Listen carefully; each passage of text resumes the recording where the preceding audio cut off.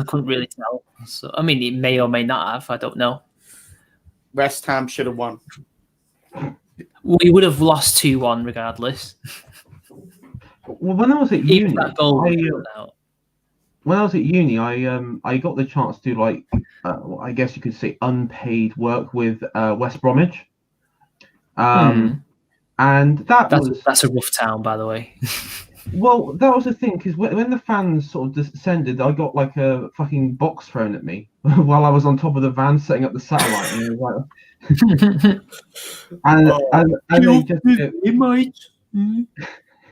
like, he shouted at me saying, "There's something at you, you little cunt." Oh god, I mean that was funny, and then I spent the rest of them. I got to watch the match, but we got to sort of above the terraces, where you got like the I guess you'd say like the sort of where you get to close the stadium if it rains or whatever. I got to stand up there and sort of watch the match. I think it was, I can't remember, maybe Manchester United, Manchester City. I can't remember the two. I think it might have been United actually. Come to think of it. What colour jersey? Red. Then it's United. Yeah, that'd be United. Yeah. Could be Liverpool. Sorry, Pman. Well, yeah, it could have been Liverpool, but he I think. Oh, it wasn't like Liverpool. It could have been Salford. It could have been Salford. They wear red. Yeah, but I don't think in league. Well, they were in like the conference then, weren't they? Or not even then, because I don't think it now was. They're in League Two because it wasn't Liverpool, because otherwise I would have given them a massive disdain. As everyone all knows, my disdain for people from Liverpool is quite wide. Yeah, I don't particularly. So I don't you like Liverpudlians, because I'm a Manc, so I automatically don't like them, except for my friends, obviously. But Yeah, and of course that one friend we have from Liverpool. But they've been in the news lately as well, because they've got their mayor has been arrested. And now we can actually begin the actual proper stream discussions. Yeah, I know, shocking. Might actually get stuff talked about in these streams rather than oh god, yeah. So yeah, we got a list. We've got one heck of a list to talk through. I mean, first it was update on US elections, then Labour, shock horror. Who saw this coming? Defending nonces. And did they? Yeah. Well, I've been slightly out of the loop because I've been so tired working. So you're going to have to fill me in on this, and I'll just give my opinion. Yeah, the backstory around this is the Jamaican deportations and sort of Labour Party. Oh yeah, that again. Yeah, response to all of that. And really, I mean, they shouldn't be allowed to go, even though they're not British. Yeah, well, and I mean, one thing that's really, I mean, Labour comes across as a really racist party when they sort of make it sound like Jamaica is this sort of hellhole where if they return, they're going to be, shoved in camps or something. I mean, it's absolutely ridiculous. Well, they won't be shoved in camps, but prison's pretty bad there. And if you talk to any person from the Caribbean, they see it as quite a violent place. Literally, I used to work with someone from the Turks and Caicos. She said, "Oh yeah, Jamaicans are violent. That's how they sound like in Turks and Caicos. Oh yeah, they're violent, slightly American." Well, okay, that's her words, not mine. It might be violence, but it's not like you're sending them to like Somalia. Yeah, obviously not. Yeah, obviously not. But it's rough. That's what she meant. I went to Jamaica. I've been to Jamaica when I was like 9. You went to the touristy bit. You went to the touristy bits, obviously. She's obviously been a bit, round the park in that area of the world.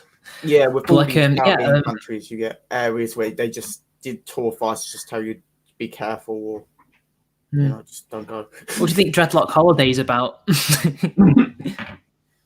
Well, partly about anyway. It's only like half a verse or whatever where he meets a ruffian. Yeah. A rude boy. Well, to be fair, I mean, these people that are being deported, I mean, they would be part of the sort of ruffians over there anyway. Yeah, they would. Well, they would probably get killed by somebody anyway, not the police. No.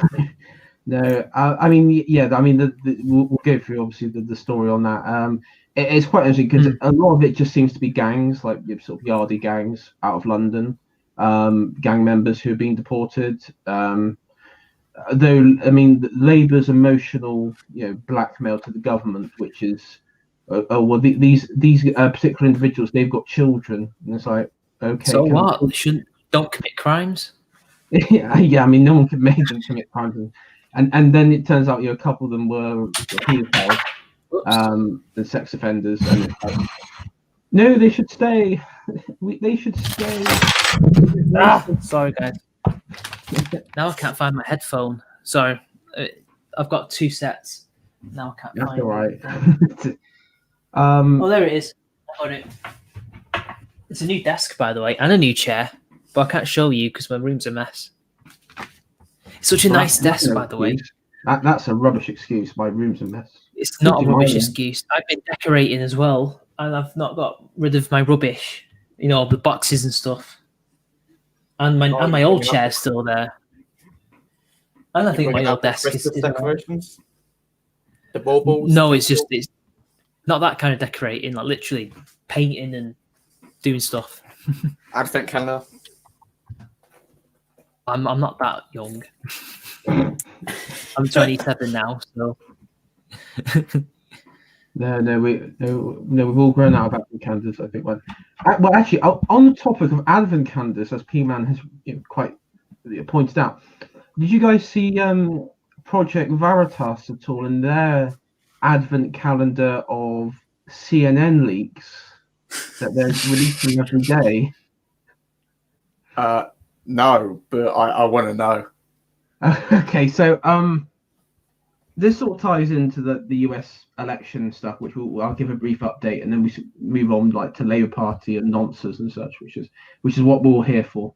And basically, the upshot is James O'Keefe managed to obtain a conference call, I guess, code. And he was able to listen in to the sort of team meeting that they have at CNN for every morning. I think from September all the way up to I guess a few weeks ago. So there's and he's edited it down some of it, but he started releasing the raw version, so there isn't any accusations that he's editing anything out of context, and it's been quite interesting to listen to. And he says he's going to release them day by day, as throughout the month of December as an advent calendar. So, and it some of the sneak peeks that he's shown has been quite interesting. You basically got, I guess, what we've all suspected, which is CNN, having these backdoor access to the Biden campaign, but also censoring stories and individuals, saying we mustn't give these dangerous people platforms and all that sort of stuff here. Also, surprisingly, the person from Black Panther, not the one who's dead, rest in power, by the way, Letitia, whatever her name is, I didn't know she was British. I thought she was American, to be honest. Yeah, because has that been cancelled now? I heard that it had been cancelled. The sequel. No, number 2 coming out. I'm pretty sure it's coming out. Oh, is it coming out? He'd already filmed it. Yeah, it's coming out in 2022. He'd already filmed his scenes, I think. Oh no, but the one after, the planned film after him, that is. Oh, do you mean the one after number 2 that's coming out next in 2022? Yeah. That's probably not happening. But apparently, Letitia Wright, she liked to tweet calling to cancel Black Panther 2, which is weird. Don't you want to get paid? Or maybe it's about the guy who died. I don't know. I mean, he was a decent actor, but he did film his scenes. So yeah, with the I didn't know she was based. With the journalism at the moment, and I just want to kind of pick up this point about the whole backdoor access to CNN that you mentioned, Chartori. There was an article I read a couple of years ago on political trust, right? And what they were saying essentially is that there's a few different types of journalism. Back in the 1960s, we had quite a lot of lapdog journalism. So that was, say, people would know, for instances, about the affairs of JFK in the media, but they would refuse to report it because they were essentially in the politicians' pockets. Where in the modern 21st century, of course, we've seen a lot more gotcha quotes, bulldog journalism, a lot more uncivil behaviour from journalists, which has been associated with lower political trust. Where now, I reckon we're seeing a partisanship of that, where we're seeing far more lapdog journalism with the Biden campaign, essentially, but bulldog journalism with the Trump campaign. Does that make any sense? Yeah. We saw this, though. I mean, it's really interesting. If you look back to, I guess you could say, the rise of Blair. I mean, you see this with Blair because Blair went off to it was like a Murdoch meeting in like in Australia, and he went into this meeting. I think it was like a wedding as well, sort of like all combined into one. And a lot of like the Labour Party back then, who especially like the radical left types, got all arsey with it because he did it. But he went to this meeting and he spoke to the Murdoch press, and it was assumed that he came to some sort of deal because the Murdoch press then did like a 180 turn with the Conservative Party at that time under Major, and then they started digging up dirt on Conservative politicians, started undermining the government. And this continued all the way through to Cameron, up until Cameron, I should say, because you had like Ian Smith and a few others who suffered the same problem of where the media was just relentlessly attacking them. And the difference was, no social media, and the Conservative leaders at that time were just very weak and useless. And you contrast that with, like, say, a figure like Trump, where he utilizes social media and he has this. I mean, he sort of like transcended the idea that a politician needs to have the media to project their message out there. Yeah, absolutely. And essentially, this is a whole different type of media now. And I reckon this is what almost Trump was this is why he was so far ahead of the game in 2015. And it's so incredible that this all happened from a boomer as well. That, essentially he was just doing things via Twitter. He's doing campaigns via the internet. And it's incredible, really. And I think you're right as well that looking back to these, I don't see, say, for example, if Trump was going to run with the Reform Party in 2000, with the entire media against him, like it was essentially in 2020, he would have any success. Or in 2016, it had to be done within the late 21st century. Or I mean, it had to be done within the last 5-6 years. You mean the early 21st century? Yeah, that's what I meant. Like, it had to be done like in modern times, obviously not the. I was just thinking, like, it's 20.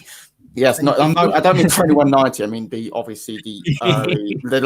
late time. You mean it had to, so the late past, essentially. That's what I'm trying to say. But you know what? Medical science better progress so I can see 2100 before I die.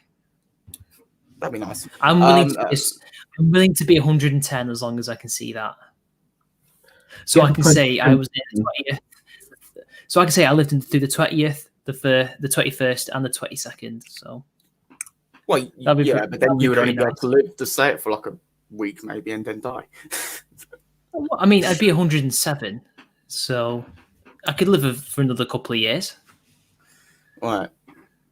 Yeah, I think that's interesting as well, and I think with the whole Murdoch thing with Tony Blair, this is why I don't really trust Fox News or anything like that. It's because if you think about the Sun endorsed Tony Blair, I believe, in all 3 of his elections, if I'm not wrong. I don't know about 2005. I have a feeling that because at that point, number one, Charles Kennedy was getting very popular, but also there was a lot of bad taste with the Iraq War. As well, so I don't remember which side the Sun fell into. I have a feeling. I think they sort of abandoned. That's when they started abandoning him, the Murdochs by that point, because, and this is where gossip, lads, absolute gossip. apparently Tony Blair, while Prime Minister, had an affair with Murdoch's Asian wife. I can't believe for a second that I I don't believe that. I don't believe that. That is what I heard in. I'll tell you what, I will try, and I'll never, because I heard about this when I first went up to London when I started sort of doing like sort of work experience sort of stuff with like ITV and such. This is where I first heard it. Tony.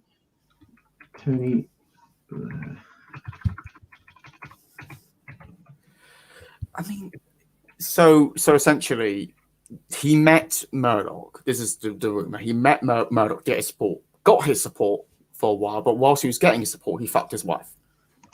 Yeah. Oh, here we go. I found an article on it. Now it is the Mail, but also like other papers have reported on this during the time. Yeah. So when we going live, then, bros? We've been live for 16 minutes. Yeah, we've been live. Have we? Yeah, been 16. Bruh. Yeah. So thank goodness you got all your N words out before we went live, eh? Yeah. That completely passed me by. Oh my god. Oh yeah. Okay. So after nearly 17 minutes, we're better give an introduction. So yes, that's what I was waiting for. I wanted it to be more natural. Damn it. Well, it did just start like after a bit of football conversation, just talking about West Ham, Manchester United stealing and rigging the game. I could have badmouthed anybody then, and wouldn't have known it was live. Not that I would ever do such a thing. That's the best bit about. This is the best thing about it. Completely natural. We just talk about whatever. The start of it's football, and we work on from there. Now we're on to about Tony Blair's secret night with Murdoch's infatuated wife that led to a divorce after media mogul found out about it. How do you think he found out about it? Do you think he has secret cameras? One of them told him, as is usually the case, right? I reckon maybe a private investigator. I mean, he's got a lot of money. Yeah. I mean, private investigator. Or did he hire Louis Levi? Because he used to be a private detective. I'll get him. Don't worry. Louis Levi. Yeah. Yeah. The angry American. Pastor Louis. Yeah. Pastor Louis. Pat McCalla. Have you had runs with him? No, I like him. He's been on some of my streams before a long time ago. We follow each other. I just like doing impressions of him. That's all. Yeah, I know he's a funny guy. Especially when he does his like rants and everything. He's a good ranter. He's a good ranter. He's not always right. There was a time where I used to like agree with him on everything, and I was worried. But now I don't have to, because now he's in saying a few things. I'm like, nah. But it's only minor stuff. It's not like anything worth arguing about. No, I mean he's sort of. I think he's sort of. What I first heard of him was when it was the Black Lives Matter protests and everything, and his. I've known about him before I even made videos. That's how long I've been following him. 6 years. See, I'll try and get him on here, and you can just do about like a rant about the Republican Party. He's had to get in contact with for some reason. Yeah, he is. You can't contact him on like Twitter or anything, and so you'd have to like. I imagine it's probably like through like Discord. He's on Twitter all the time. He just doesn't reply for some reason. Yeah. Pman, what's your at on Twitter so I can shill this stream? I think it's just at Pman. I think it's like President Elect Pman. It's at Pillman97. That's what it is. Yeah. Pillman, that's it. God damn it. Yeah, I forgot my. You a Zoomer? You a Zoomer, by the way, with the 97? Yes, I am. I'm 23 years old. Wait, you were born in 97? Yep. Believe it or not. Oh, sorry, Pman, you're booted. Right. Yeah. Sorry, Screw the yeah. Zoomers. Joking. Oh, Well, how old are you, Al? You dirty I'm boomers. 20. I'm 25. I'm 25. Well, you're 25. you're basically a Zoomer, though. Let's be honest. Well, I think 1995 is sort of like the cut-off Okay, date. all right, you're okay. Yeah, You're okay. I still get ID'd sometimes. If I go to student What are you that cities. young looking? Even Well, I no, don't it's get weird. ID'd anymore. It's and I'm weird like, when I go into my because I drink in two towns. One is more for like a student town where I get ID'd, and one is just like a normal town where I don't. And it's not because people recognize me. So yeah, Oh, I maybe haven't just have a baby in face. years, but I got a beard, so it's like, yeah. I've always had like a beard since I was like 18, so always helps. Fair enough. Yeah. So let's go back to Tony Blair. Yeah. So Tony Blair and dirty. his yes. This is where I think Blair and Murdoch fell out, and it wasn't, and this is something that really irks me a bit.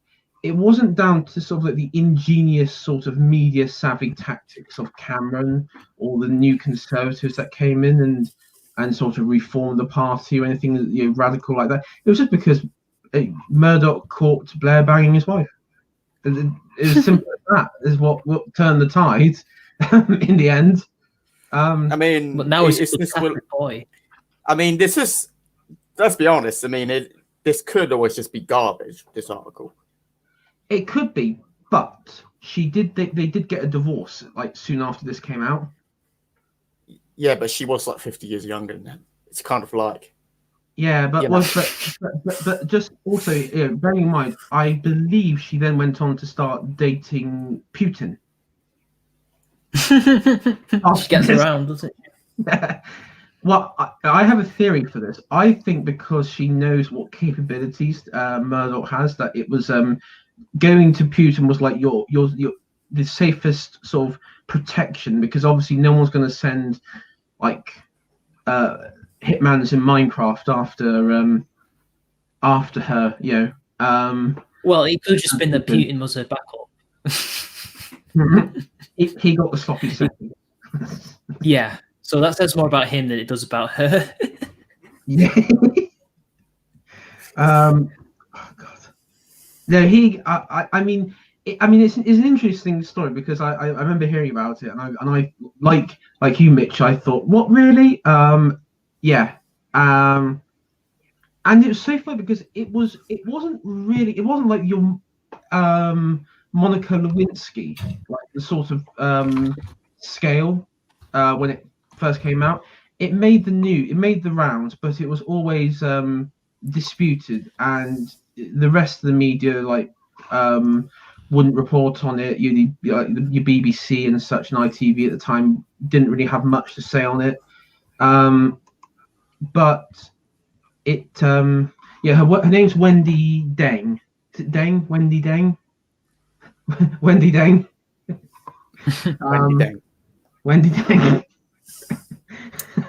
That's I didn't expect such a Western first name and such an Asian exotic second name. Well, she's probably from Hong Kong or something. Yeah. Or Singapore. Well, it's native of China. So I mean, for all we know, she could be a Chinese spy. Very possibly. But she's American. She's American. That's why she's called Wendy. Okay, that's fair enough. Oh, that's yeah. Could still be a Chinese spy. Do not rule that out. Yeah, I mean, I think, to be honest, I think Tony Blair's a Chinese spy. I mean, that's not fact or anything. It's just looking at the result of the last 20 years. I'm slowly coming to the conclusion that the Fabians were more of a threat than we probably realised. Yeah. So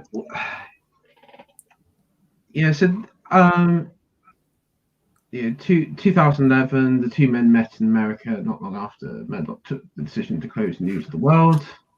And see, Blair, he teamed up with her like after the News of the World went down and sort of to make business trips with her back to native China. And this is an interesting thing because I referenced earlier the Fabian Society, and the Fabian Society, one of their key cornerstones is opening up trade and commerce and even political alliance, I guess you could say, with China.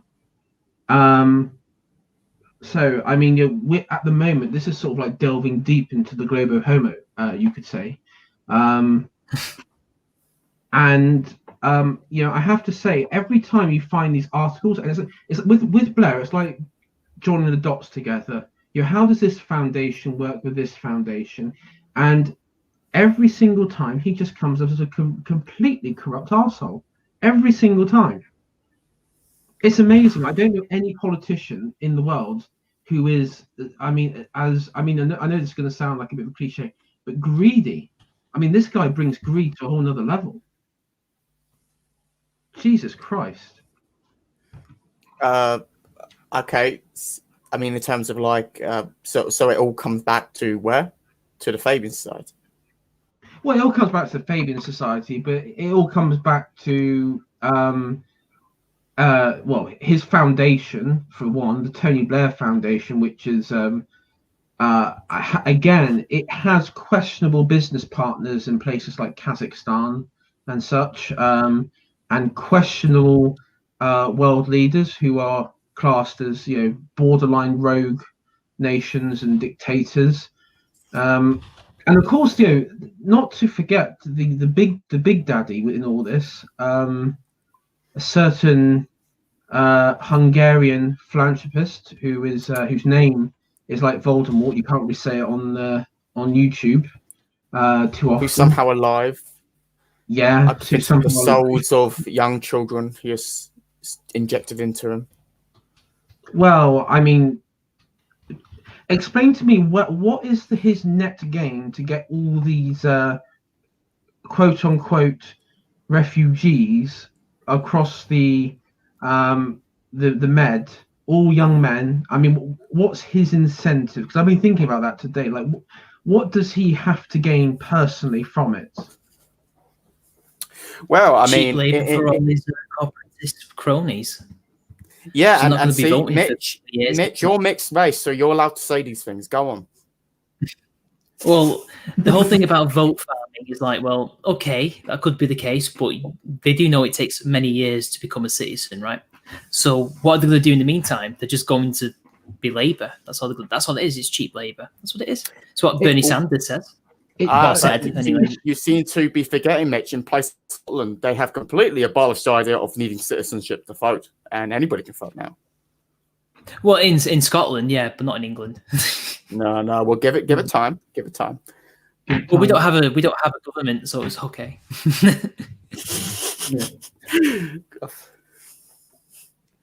God, yeah. Not that I would want one. I used to want one. I used to want a devolved parliament, but now I want none whatsoever. What a transformation! Britain has become an absolute black-pilling place to live in at the moment. I think devolution. I feel a bit depressed about Britain. I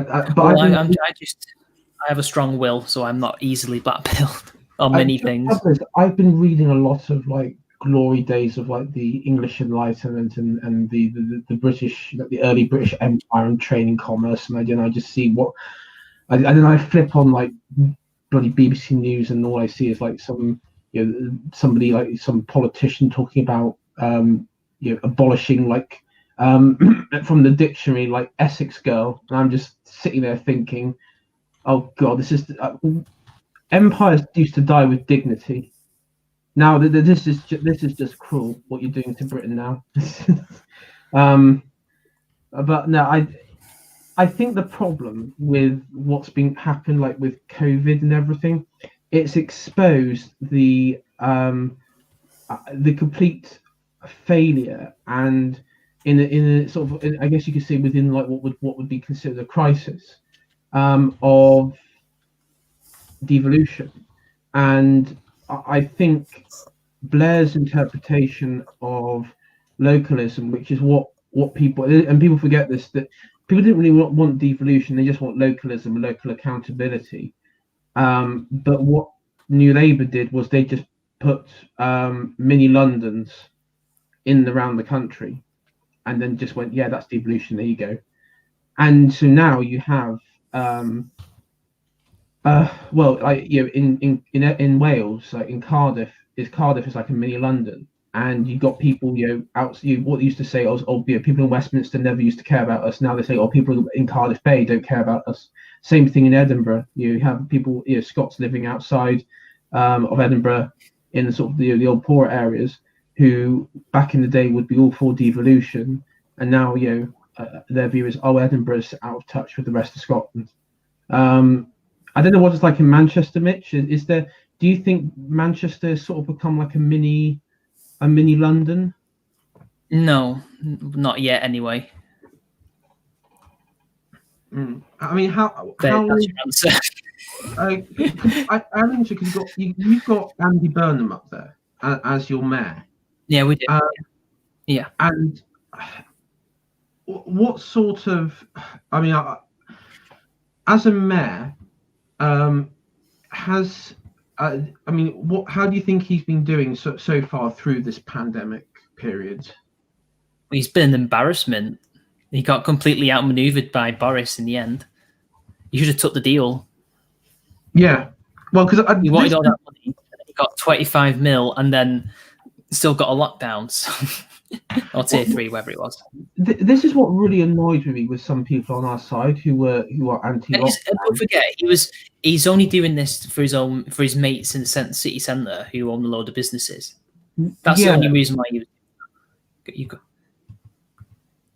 This is what annoyed me with a lot of the people in our circles who were anti-lockdown, who were sort of cheering him on, and I just think a lot of people didn't realise that he's not anti-lockdown. He wants lockdown. In fact, he probably wants harder lockdowns than what was proposed by the government, and longer as well, and even more radical local economic policies. But and for me, when I saw him, it was basically just a sort of like a dick measuring contest, I guess, about, you know, whose authority is whose and what powers we have devolved here.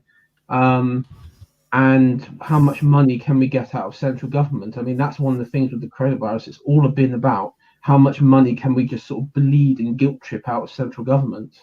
And the media's been facilitating that.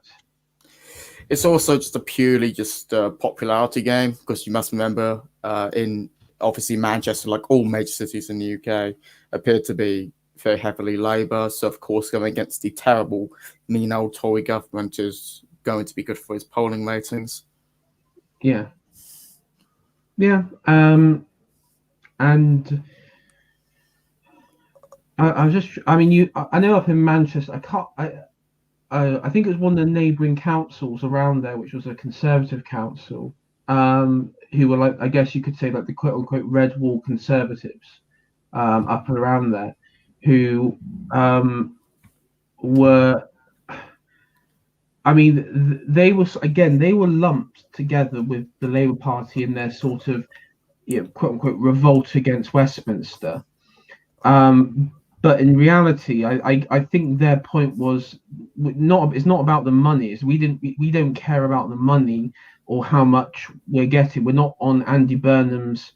We're not in agreement with Andy Burnham. But what it was about the whole businesses and shutting down businesses and that sort of aspect, which is what I get from a lot of them, was their main concern, because they believe that their patches were not a high risk area like, you know, certain areas of Manchester were, or certain areas that were put into like the top tier lockdowns. And it just seems like Boris, one of his problems, he just sort of chucked money at them in certain areas when it was just problems, which is fine, but long term, they're going to be asking for more. And I think, I mean, I can see Andy Burnham at some point in the future asking for more money, like early next year, depending on how future lockdowns go, that is. But I can see, I can definitely see him pushing a bit further with that. Yeah, I'd probably agree with that. Would you agree with that, Mitch? Paying this debt back anyway. Yeah, I mean, we're going to be paying this debt back, aren't we, for years to come? Yeah. That's I mean, I don't know how much has the UK economy shrunk by over the last year? Like 26%. don't know. I think Wow. it was at its peak 20%. There was growth, but of course we went into another lockdown again. So I'd still say it'd probably be about 20% still. And again, I still reckon there's more job losses to come after all this. So yeah. I mean, Arcadia Group's going to fold, isn't it? Unless they get somebody to help them. Yeah, that's Philip Green, isn't it? And there were people like saying, "Oh well, he's going to be okay because he's worth this amount of money." He's like, "Well, he's just losing his entire business. He's probably not going to be okay for much longer, is he?" And they imply like because he's losing it, he doesn't care. But why would he try and save his company if he didn't care about the people who make him money? I don't know. Well, I mean, also like we have to remember, a lot of these businessmen, they take out loans as well. But I mean, the bits where they take out loans is a bit different. You have different regimes like business loans, and the trouble is, if he lets everything collapse, he will never be able to get loans for anything. He will not be, and effectively, he will not be able to run a business again in the future because nobody would help him invest. There'll be no. He wouldn't be able to team up. There wouldn't be partnership because people would look at his track record and they'll say, "I'm not investing in that." If he lets it go, because a lot of these guys, if they have bad working practices, it follows you about, and people know about it because people talk to each other. But what often happens? I mean, obviously, I don't know very much at this high level, but I know on a local level, what tends to just happen is that instead of actually putting that, say if you were to set up a restaurant that goes bust or bankrupt, and then apparently you're quite often supposed to be banned from setting up a business for X amount of time. Well, quite often they just get either a partner or a sibling or someone else to set up the business in their name, so they can just get around the laws quite easily and just have them on as an employee. Yeah, and. Yeah, that's quite. We have where I live. There's a construction family who are of Italian origin, and they do very similar thing. You have the main head honcho, and then you got his sister, and his brother-in-law, and then his two sons, and each aspect is of the business is controlled by various family members, and it's all like on the surface it appears like different companies, but in reality it all goes back to him, and especially like renting. Like some people own own certain homes which they rent out, but it all goes back to him. It's a clever way of getting around it. Yeah. I mean, that's what we say. Yeah, the amount of I mean, I've been talking to people who've got who are somewhat known in my local council when they know quite a lot about the local businesses and stuff like that, and the amount of like dodgy rumors you hear is quite insane. I just didn't think it could happen. Yeah, I mean, this is the thing because there are laws on this, but the problem is what makes it difficult is how you prove it, because it's really hard to prove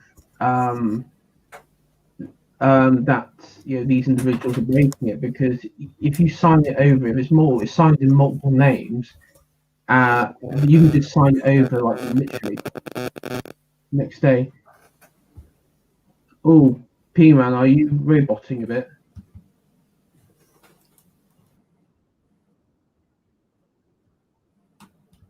Hello, Pman.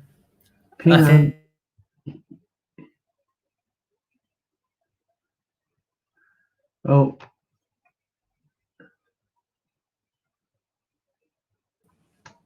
He's muted, so he's having issues. Yeah, I think he's having some technical issues. Yeah, his local council got him. He was talking too much. And so, you got JD in the comment here. Yeah. Basically, if you default on business loans, it's the Philip Green's, because I know he took out loans a few years ago. So if he defaulted on it, you're pretty much done, or he would be done as well, because you would never be able to go for many more business loans. He wouldn't be able to open up more businesses. He wouldn't be able to carry on being a businessman, really, because of, as you said, you'd be viewed as toxic. And that is a very real thing that you have out there. I mean, I think even like Lord Sugar, I mean, you see like The Apprentice, I mean, he's talked about that before. I mean, he says like word gets round. If you have bad practices and you are seen to be unreliable, that will have a negative impact on you. Yeah, of course it will. Why wouldn't it? Yeah, exactly. I mean, but that's the thing. There's a lot of especially a lot of the verified check marks on Twitter seem to be stuck in this world where, but you have to remember, a lot of them, they think that there's like this sort of super patriarchal order that sits above everything, that sort of Freemason and that sort of helps. You mean a little bit like how the fascists think the Jews are running everything? You mean? Yeah. Because that's what the patriarchy basically is. Let's be honest. That's what they think it is. Yeah. Well, this is the thing, because it's really funny, because these are the same people that would, if you talked about election fraud in the US, or you talked about civil servants undermining Boris and the Conservatives over Brexit, these would be the same people that would sort of rat on you and sort of berate you for being a conspiracy theorist, obviously, and then pushing the same conspiracy theory as patriarchy, as unconscious bias. That is patriarchy. No, but let's remember that they do have conspiracy theories over Brexit and over Trump, in that they were both rigged themselves by the Russians. But you see, Carol Cadwell-Dates had to admit that it's all rubbish and that she lied. Yeah, and that was and that's my next video, by the way, for those of you who want to know. Yes, and I've because I will put it in the side. I put it in the sidebar. Actually, I'll put it in the sidebar so those who are watching can check it out, because that's because you've done I said the latest one that I saw was I guess your take, Mitch, on the US election, because obviously you don't talk much about US politics, because as you said, because everybody else does. There's no need. Yeah, we got too much stuff going on here to sort of talk about it. And I think the problem with the US election at the moment is there is a legal challenge, whether or not the media like it or not, and there's courts and there's court proceedings, and there will be more court proceedings in the next coming month, by the looks of it. So I think the problem is, like, you're just doing like a running commentary at this stage, which is all right if there's like a major development. I think the one major development that I've seen of late has been that video that was released in Georgia. The counting hall, when they asked everyone to leave over a burst water pipe, which just sort of turned out to be a leaky toilet. And then suddenly they just started counting all these votes that just came out of suitcases underneath the tables, without anyone present, which in this country would be illegal, heavily illegal, extremely heavily illegal. The thing is, right? Because it is what gets me is illegal. That's the point. It is illegal, and that's why they're doing the constitutional challenge, because these people have broken the law countless times. Clearly. But what gets me is, But what gets me is we have postal voting in this country, right? Like it's not banned or anything. You can do it if you want, but we don't seem to get anywhere near as much fraud as they do. It seems to me that every time they've had issues with that, it's to do with mail-in, and it's really weird. Like our postal votes, which are mainly used by old people, so I guess that's one reason why. But it just doesn't seem to ever be a problem. Is it the way we count votes is different here because they literally count a ballot, or is it to do with their more electronic means, which is another reason, the whole Dominion voting thing. Like, I've just been wondering that. Like, it's so weird. Like, I think we just don't have that issue. I think I've been reflecting on it because I've taken part in. I took part in the last election as a volunteer, and this is the thing. When with elections in this country, there's a very rigorous non-political body which it's usually via local councils, and the people involved are meant to be non-political. The people I've been around have been very non-political. We've never discussed how we were going to vote or our own political beliefs, and there's very strong rules. Like even on election day, when you turn up at the poll station to do your work, you can't wear certain colors because it might give, if you wear red, it could be suggesting you're supporting Labour, or you wear blue, then you could be suggesting that you're supporting the Conservatives. So most people end up wearing black, black or white or something like that. And there is a very strong sort of rules which are heavily enforced around elections, and it's very much taken away from partisan local parties. It doesn't have that control. Now, when you contrast that with America, you could go to say like Detroit. It's very heavy. You got Democrat judges, you got a Democrat mayor, you have a Democrat election board, and so like the systems there are very different because it's all determined on partisanship. And this is where I'm going to say something which may anger some people around.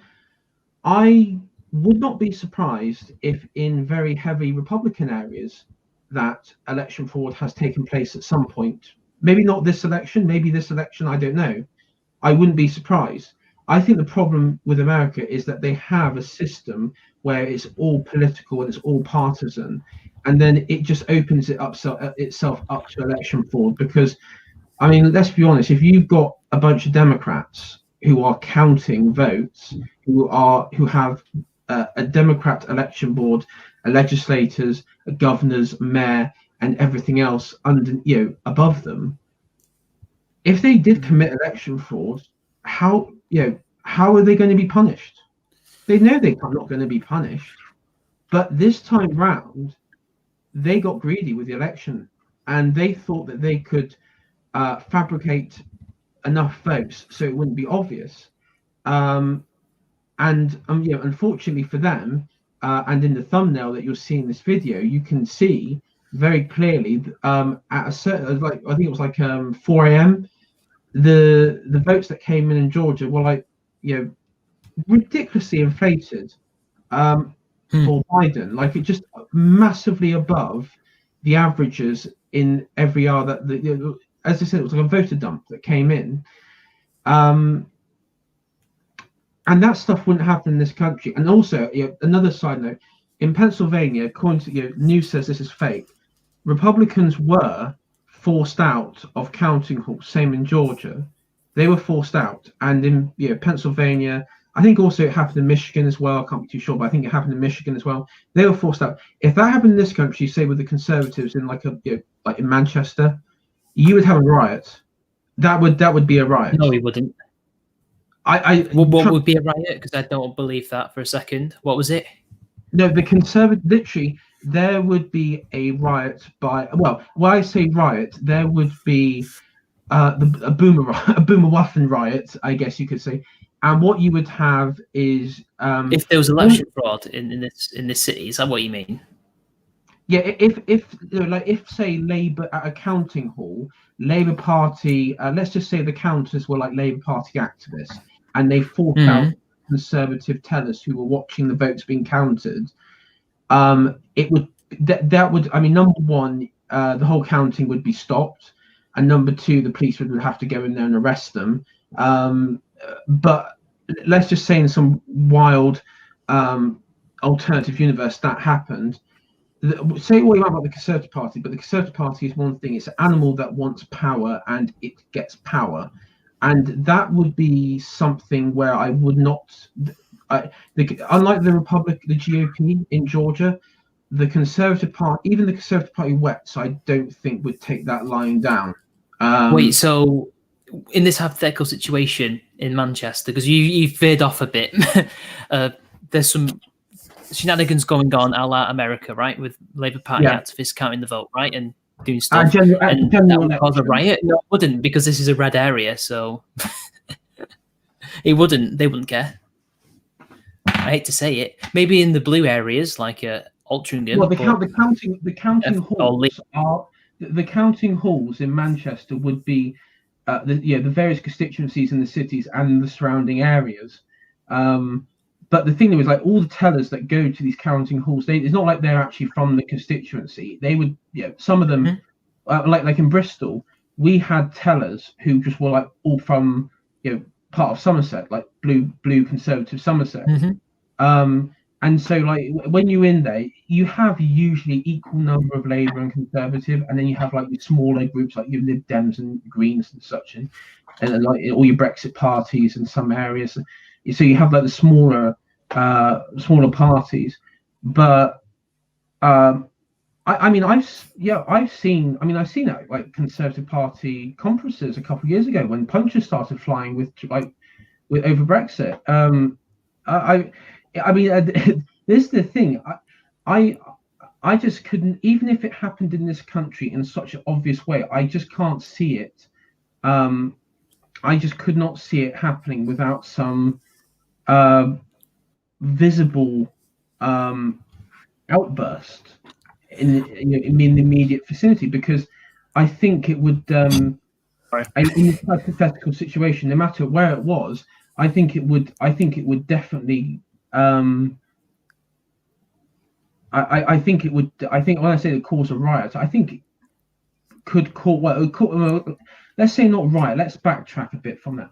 I think it could cause a serious scuffle, to say the least, because I've been talking to some of my local party members who are heavily into this sort of election stats and election number crunching, and those who have seen the American election are 100% convinced that the vote was rigged because of multiple factors, but one of the most important things, the main machine, which they are aware of because they tried in this country several years ago to going electronic in some aspect, and the problem was that they said that ballots could the maximum amount of ballots was, I think, 100,000 that could be processed at any one time, all in one go.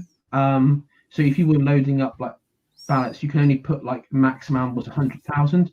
But again, in Georgia, they managed to put, I think it was like 140,000 in. I mean, that's one example. So it managed to process 40,000 extra ballots above the capability of the machine in its own manual, and that's not to mention the supposed glitches which are transferring votes from Trump to Biden, which we saw in Arizona, where there was like the sample of 100 random votes that a judge ordered, and out of 100, 2 were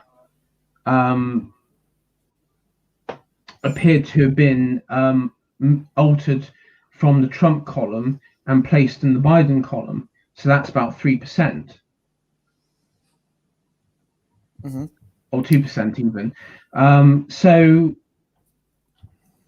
yeah, a lot of people that I know on my local politics side see what happened in America, and they're very concerned because they see, I mean, the big story from it is basically the mail-in. It's the postal, it's the mail-in ballots, and the sort of push from the left who are pushing it in this country. Because I don't know if you've seen Dawn Butler and the sort of more radical left, and even like in Navarra medias and such, in talking about the success of postal votes, which they want the same sort of success to be reproduced next year at the next year's local elections, and I imagine future general elections in the next general election, whenever that would arise. My thinking with the US election and the fraud and how it differs to the UK as well is that it's simply the case that the US states, they are simply bigger, right? And obviously in these very heavily partisan areas, which only vote, obviously, Democrat, they have the ability to swing the entire election. So if you get, for example, because if you get cities that go against the trend of the nation, like Detroit, like Atlanta, like Philadelphia, then essentially you can switch the entire election. Yeah, because it's that. Because look, I mean, in the UK, this wouldn't happen because, say, for example, if you take the case of central Liverpool or Merseyside, they're going to go red, but it doesn't affect the entirety of Liverpool or the north west, votes entirely to the Parliament. It's all done on a local level. Where in the US, it's done obviously on a state-by-state level. Yeah. Yeah. I mean, this is the thing. I don't know how you would rig. You'd first, if you wanted to rig an election in this country, you'd have to identify the most marginal seats at the moment, which are all held by Conservatives with Conservative council leaders. So first, you'd have to change it on the local level. But the problem is a lot of them are quite more switched on than the average Conservative MP. So if you were going to mess with elections, but then the elections would have to be done on the Electoral Commission, who are very much sort of closed from anything outside changes. So I mean, yeah, I think you're right, Pman.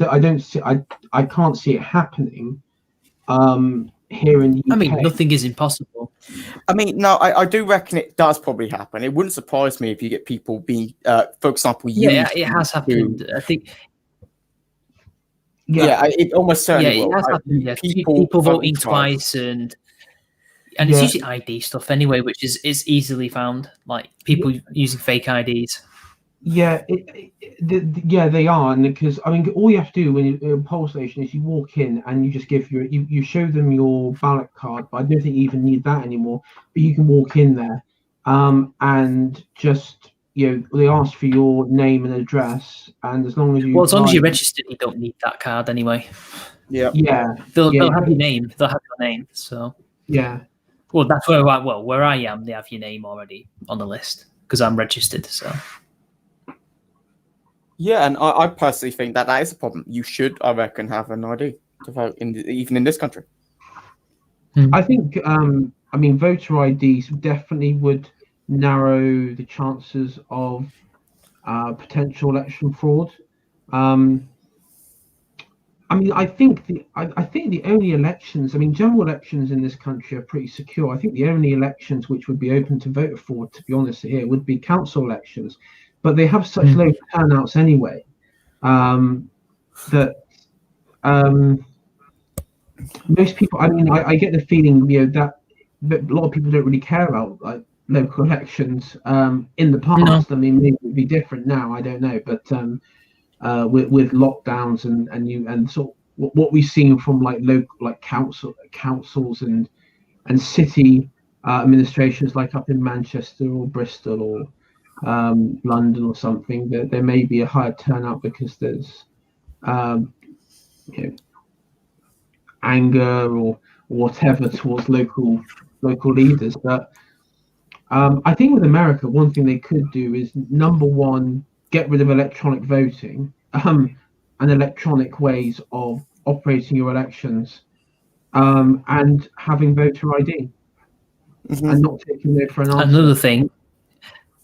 Another thing, the Republicans is to simply start trying to win over the cities, because they've been relying so much on the suburbs and the rural areas that it's actually been detrimental. Because look at how much sway the cities have. Like, so a lot of these states are overwhelmingly red, but it's in these heavily populated areas on the coasts or in the middle of these urban areas that are costing them. And it's not like they can't win these cities. I mean, I know it's nearly 30 years ago now, but Rudy Giuliani won New York, the biggest of the lot. Or was it LA? I don't know. It's not impossible. No, it was New York. Yeah, California went red. I think, Like, and it's not impossible. You have to, and technically, they've got a lot of stuff that they can use to throw at the Democrats to win. Yeah, look what they did to you. Yeah, I mean, there is, and this is the other interesting thing as you raised it, and this goes back to what I was going to say about Trump. Now, have you two heard about the down ballot results? Which are so in the U.S. election, you had on your ballot, you had what was it? You had your options for presidential, so Biden, Biden, Trump, and Joe Jorgensen and all the rest. And then you had your senatorial race and your congressional race. And another sign of potential fraud, it was that you had, I can't remember the exact figure, but it was quite high. And maybe Pman might know this, but I cannot remember what the figure was. But again, in the certain states, you had people who on their ballots supposedly only voted for Biden and didn't continue the votes down ballot. And so then you had the results coming in. Trump was losing quite badly in places like Michigan, the swing states. But down ballot on your congressional races, especially congressional races, the Republicans were picking up seats in Michigan. They were picking up seats in California. They were outperforming massively in Los Angeles County, in New York. And I think, where else? Oh, and where else was it? I think also in Virginia as well, which became quite sort of Democrat, and Baltimore and places like that, which are heavily Democrat. So that was quite interesting because it sort of flies in the face of, again, further logic of, well, it was Trump really that unpopular of a candidate, and the GOP is more popular than Trump. Rasmussen polling would suggest otherwise. But again, in the presidential election, he did do well in like Miami. It was Miami nearly flipped to to Trump, if I remember correctly. I think it was like 55-45. Yeah. That when I think it's like that area declared that's when the swingometer declared 95% for Trump chance of winning Florida, because nobody could believe it. It was like, I believe it was like 70-30 the election before in 2016. This is why it's suspect as well. Like if you look at the swing counties in America and the swing states that very early on in the night went to Trump, and all these swing counties, something like 51 out of 58 swing counties went for Trump, and yet you're supposed to believe this is a blight for Biden. It's just no. Although I do have to admit that there is a chance with these ballots, just people voting for the president and not congressmen or senators. It could just be very low information voters. People who just believe the president is the most powerful person, and therefore that's the only vote that really matters, and these other kind of seats don't matter. And you can kind of see that with the difference in turnouts of MPs and local councilmen and stuff like that. But it would also be interesting to know, did that happen on the Republican side? That's what I want to know as well. Yeah, that's where. I mean, maybe it is possible. Maybe all the low information people are Democrats. That is possible. Yeah, I would put. Yeah, all the people. Yeah, okay, that could also be very much true. But again, that would have to be. I want that to be researched about who these low information people are. Because when I heard these stats, it doesn't really surprise me. Because one, although obviously in grand numbers it's big, you must remember the size of the electorate. But again, I need to know. I would want to know how many of these were for Trump as well. And also, that alone doesn't, to me, explain in this one instance electoral fraud, although easily just could be, because you could just take Biden and stuff the ballot. But yeah, I'll just need to know more details before I'd actually say election fraud here.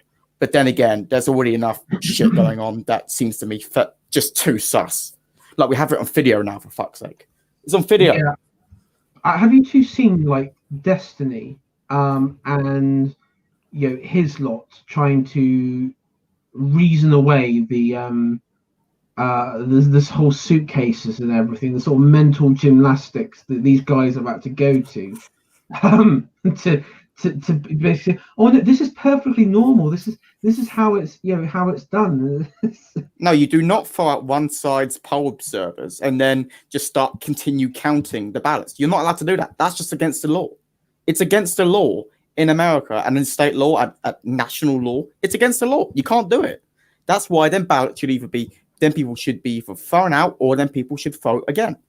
And with certain states, if this has happened continuously with these poll watchers, then yeah, they should either be thrown out, or the people should have to vote again, because there's no way you can certify these election results and claim they were legitimate, because there weren't any poll watchers. This is why this is why they're key. That's why they're there in the first place. These poll watchers is to prevent any of this shit happening. That's why. It's a joke. And Donald Trump, when he said that this is an embarrassment to American democracy, was correct. This is such an embarrassment to America to see this happening right now.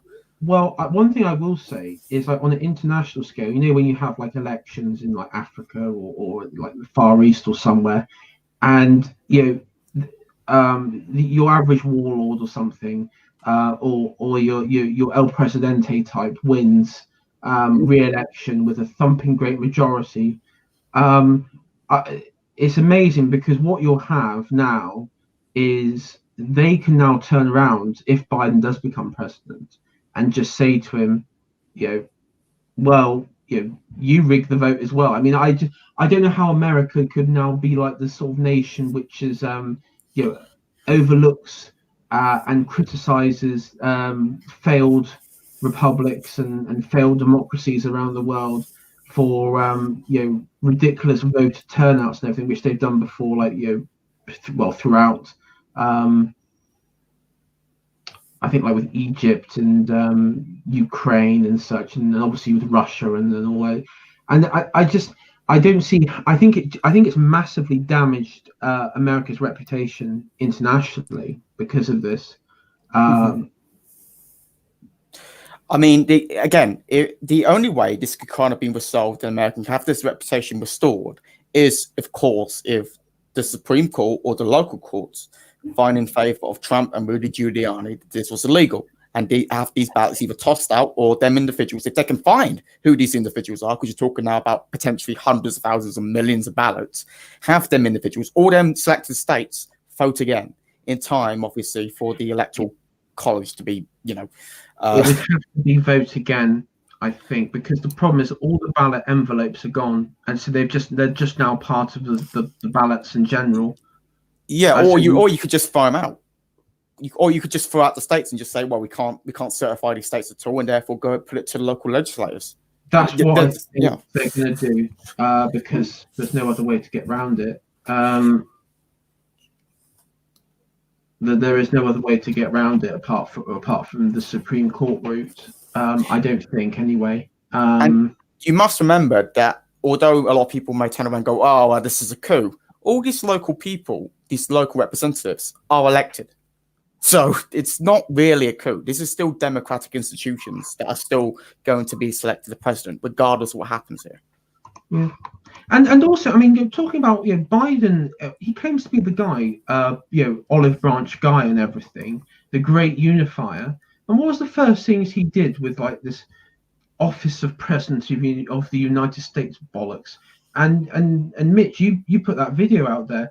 First thing he did was he inserted himself into Brexit, and he just went he went back into Kennedy-style Democrat of Irish nationalism and fuck the Brits. Yeah, that's what I want to be Bill Clinton.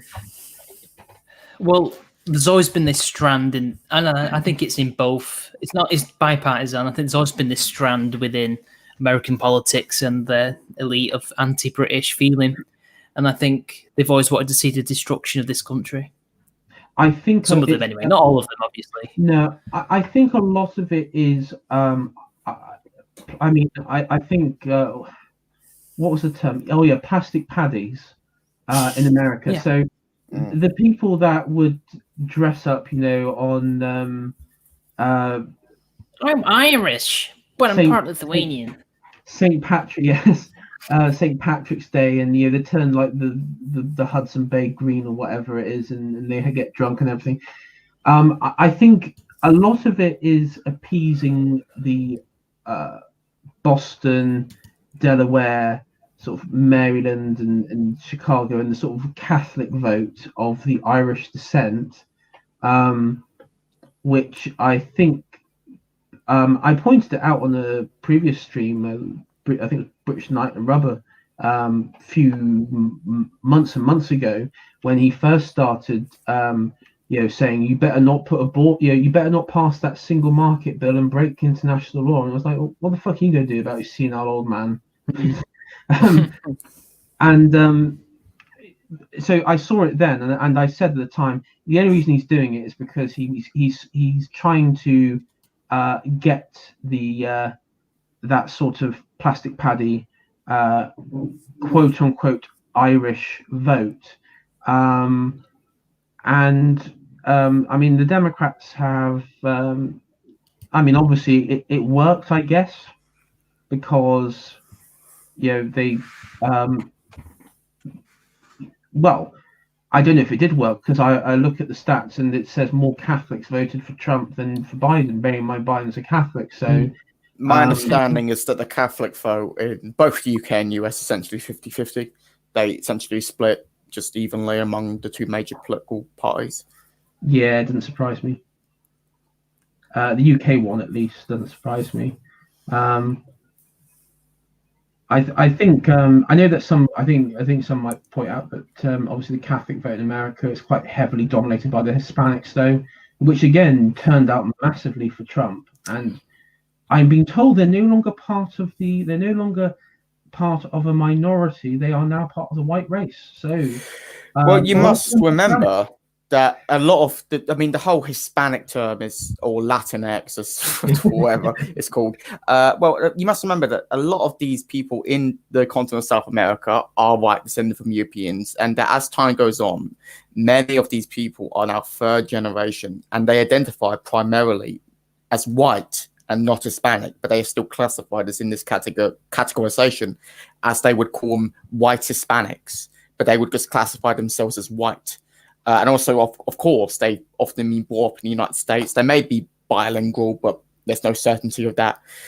And their primary interest is obviously in America. They're, this demographic is, of course, as time goes on, it's going to become more Republican. Although, of course, people are saying that, all Hispanics have got to vote Democrats, and look how they've done this previous years. But you must remember this. You must remember that this is also a younger demographic, and younger people in general tend to vote for the left and then become more conservative as they get older. That's just been a general trend we've seen throughout history. And another thing, it wasn't very long ago that African Americans voted Republican overwhelmingly. Yeah, it was literally until Kennedy. Well, no, LBJ. Sorry, not Kennedy. Yeah, the Democrats were. Again, I've had many Americans on this show, and before Kennedy, one of the largest bloc that the Democrats relied on was a subsection known as the Southern Democrats, and the Southern Democrats were socially conservative, economically left, and also very pro-segregationist. And I mean, they were the ones that were the Confederates on the civil. I mean, if you look at the U.S. Civil War, every single Confederate politician was a Southern Democrat, and the Republicans, you had that because all the Republicans were the abolitionist party. So yeah, I mean, you used to have this really weird thing where you still have this with, I guess they call it the rhinos, and this is like another weird thing I've been learning, like with Americans, like New England, very progressive, and you have a lot of it used to be that's New England and Michigan, like these sort of progressive states, the birthplace of the Republican Party, as it was like a radical progressive movement to abolish slavery. And of course, over time, the situation changed. But it's really funny because the last election I can see in the United States where you had this, the old divide, when you had the Republican North against Democrat South, was pretty much with Carter in 76. And then after with Reagan, when Reagan sort of swept the board and just took every single state apart from like Minnesota, that's when it sort of, after then, it started reverting to modern day outline. I know the common theory is that all the racists just joined the Republican Party, and all the Democrats, and then all like the sort of like progressives in the Republican Party joined the Democrats, and that's how you have like the different split. There is a bit of a stark difference because I know there was a what was it? There was like a black exodus from certain states. So when you had like the decline of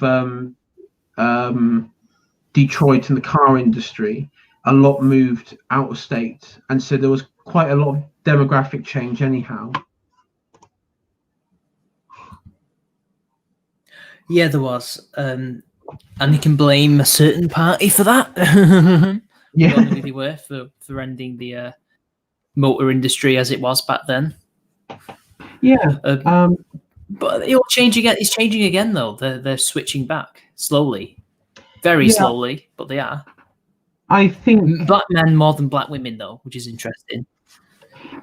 Yeah, I mean, one thing that is also important to remember, because obviously the black women for Trump, it's very low, but at the same time, he did outperform the most Republican. I mean, I guess you said the most pro-Trump polling companies like Rasmussen and such, and who, I mean, I wouldn't say. I mean, I know that I wouldn't say pro-Trump, but who are more favorable, I guess you would say, and more honest, because they were honest. I mean, they did say like Trump might get destroyed amongst white voters in like this county. He may fall down really badly in some of these counties in the South and everything where Biden might do better. But he did overperform slightly, which I thought was quite interesting. But with older black men and young black men, he did very well. As a group. And that's not a coincidence. No. And then it begs the question, why is it was in Atlanta and in Philly and Pittsburgh and Chicago, these were the only areas that bucked the trends. Everywhere else,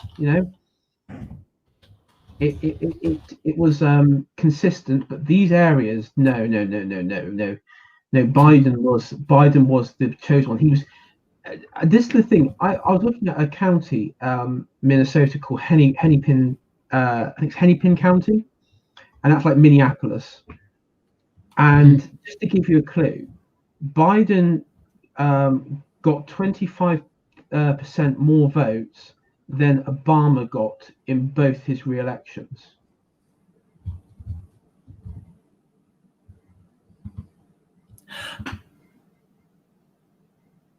Yeah, I mean, another thing that I would point out is that and this is a criticism of the. Oh God, what was that? Ah, whoa, Pman. Oh dear. More technical problems. Yeah, it's all right. Thank you. there's still part of me that thinks that the Republicans could have done better. Like, despite all the fraud, this should not have been an election that he lost. It was there for the taking, ultimately. And I think as Steve Bannon said about the midterms 2 years ago, well, the Democrats worked harder, and well, they worked harder again to make sure that they definitely won, and the Republicans didn't work hard enough. I think they were probably, I don't know I think they expected to just, oh, well, no, it's dementia Biden, they'll just vote for us. Well, no, people are stupid. Yeah, I mean, I think two things were the Republicans, and I think where Trump, his biggest mistake was he did have 4 years to sort out the election process, because it was presented. I mean, he even talked about in 2016 after he was elected that there was serious fraud and everything going on, and you know, surprise, Democrats didn't want to investigate it then, like they don't want to do it now. But he talked about it then, and there were some Republicans at the time and some commentators that said, well, maybe we should sort it out before the situation gets worse. But he didn't sort it out, and now he's in a situation like this. I think the thing is, I would like to say, okay, maybe Trump. This is where Biden did better than Trump, but I'm looking at it and I just what else did I mean? Because Biden didn't really do any campaigning. This is the thing that he didn't. So what was going on at the local level then that wasn't being reported on? Because clearly people were voting. So, well, essentially, you need to remember that Trump was the incumbent during a pandemic with a huge economic crisis within his last year, and it tends to be that just generally that is almost doomsday scenario for any incumbent president. Like, I generally surprised that. To me, this kind of speaks about just how popular Trump was, that this election was even decided on fine margins. Even if you're going to take it as it is right now, the fact that Biden may have just squeaked a victory in these few states, to me is magnificent, considering just how bad the state the US is in right now. Yeah, but I mean, but the thing is, I don't see the win, the sort of breakthrough win of Biden. I mean, for all I could see is he's won over. All that I could see that he won from Trump were the neocons. That's the only group that I can think that he outperformed in. He definitely won over the neocons. I mean, you got like the Spectator, Katie Andrews, who were the token conservative over here in the UK, American, Republicans abroad, conservative who just came out in support of Biden. And of course you had the McCains and the Bushes and such all coming out and supporting the Democrats and Biden. And I think even like Dick Cheney as well. He obviously got the good old cast back from the early noughties for one final reunion. And I mean, that's the one group. So maybe some, those sort of white middle-aged, slightly over Republicans were just, they went for that because of their neocons. But I don't know. I mean, I think that the argument that people like Katie Andrews were not voting for him. Why? Because he's rude, which is effectively what her piece was he was just rude. And I was like, well, he's been like that for 4 years, love. I mean, he's been that, well, probably more. He's been like that for like fucking 40 years. My goodness. Yeah, I mean, like, if you voted for him in 2016 and you're not voting for him now because he's rude, I have to say that is the very low IQ take. Look, I remember Kate Andrews very well in 2015 being a complete idiot and saying that she thought that Marco Rubio was going to win the nomination for the Republican Party. She doesn't. I don't think she actually. She was just. These people, they're controlled opposition at its finest. They're not conservatives. They're not right wing. They're not nothing. I don't see She a was point in deep- them existing. They're just she there was to deep- I was going to say she was deep in the Tea Party as well. That's where she made her name, supposedly. I mean, you know, she was in the Tea Party because I've seen stuff, but like again, you know, every time like people like her. I mean, every time it gets down to it, she always backs the non-conservative, the Democrat candidate, or she's even like been like ridiculously like simping Starmer a bit. Well, why do you think she works for the Spectator then?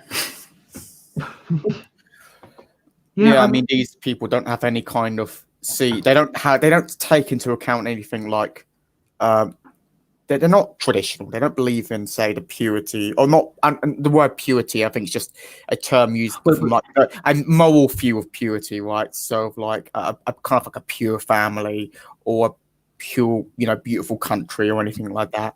They don't have that kind of view. For them, it's all just, I don't know what it is. It's just, I love the city of London. That's all can really define it as. I want lower taxes so I can get more money to give to private LGBTQ plus charities. I mean, I don't even know if it's that. I just one thing I don't get. Okay, this is what, like, if I was imagine you guys were like, oh, I was Katie Andrews, I would be sitting here thinking, okay, I'm going to write a piece on Black Lives Matter and wokeism. I'm gonna go through it. I'm gonna see the problem. I'm gonna go through the problem of like the censorship culture and everything else that exists around it, and the radical left. Oh, by the way, I'm going to be voting Biden as well. And then I just continue writing articles, and I'm just thinking, like, that's fucking schizo. That's absolutely mental. How can anyone? Well, that's what people like. As Dostoevsky said, people will go against what's in their best interests. They will flout. They will. If they're told that, oh, there's no such thing as free will, you're determined by your genes, they will just laugh at it and then do the complete opposite of what they're meant to do, purely out of spite. Notes from the underground, if you want the source. That's what they do. It's spite and stupidity. It's a human thing. Could it just be, or something even more dark? It could just be the fact that these people essentially are in journalistic cliques and social networks, whereby it's just absolutely dominated by left wingers. And that this is all they hear every day. It's just left-wing cultural talking points. And although she may say, I'm an expert on economics and this is what I'm going to stand for, tax cuts are good, but you know what, screw it. I do not like Trump's foul language, and I think him banning transgenders from the military is just bigoted. So therefore, I'm going to vote for Joe Biden. Yeah. Because these people, it's also the fact that if she was going to maybe come out as this Trump supporter, she would be seen by many people in London as a radical. Because let's face it, someone coming out saying, "Oh, I backed Donald Trump in the US election," in the US, in the UK sense, is a radical.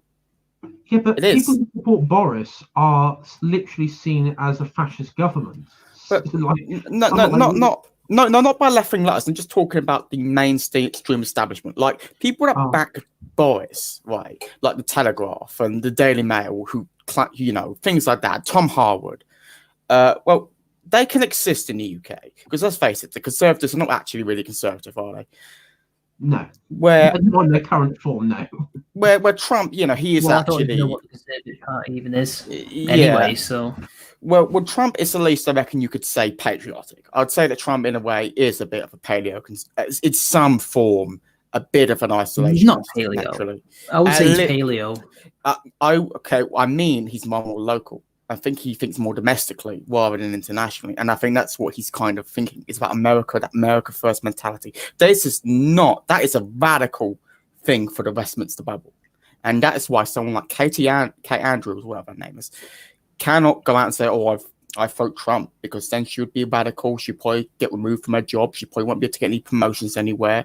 She won't be able to go into, won't get hired anymore. She won't get paid. I mean, let's just, okay, let's look at it from a British perspective.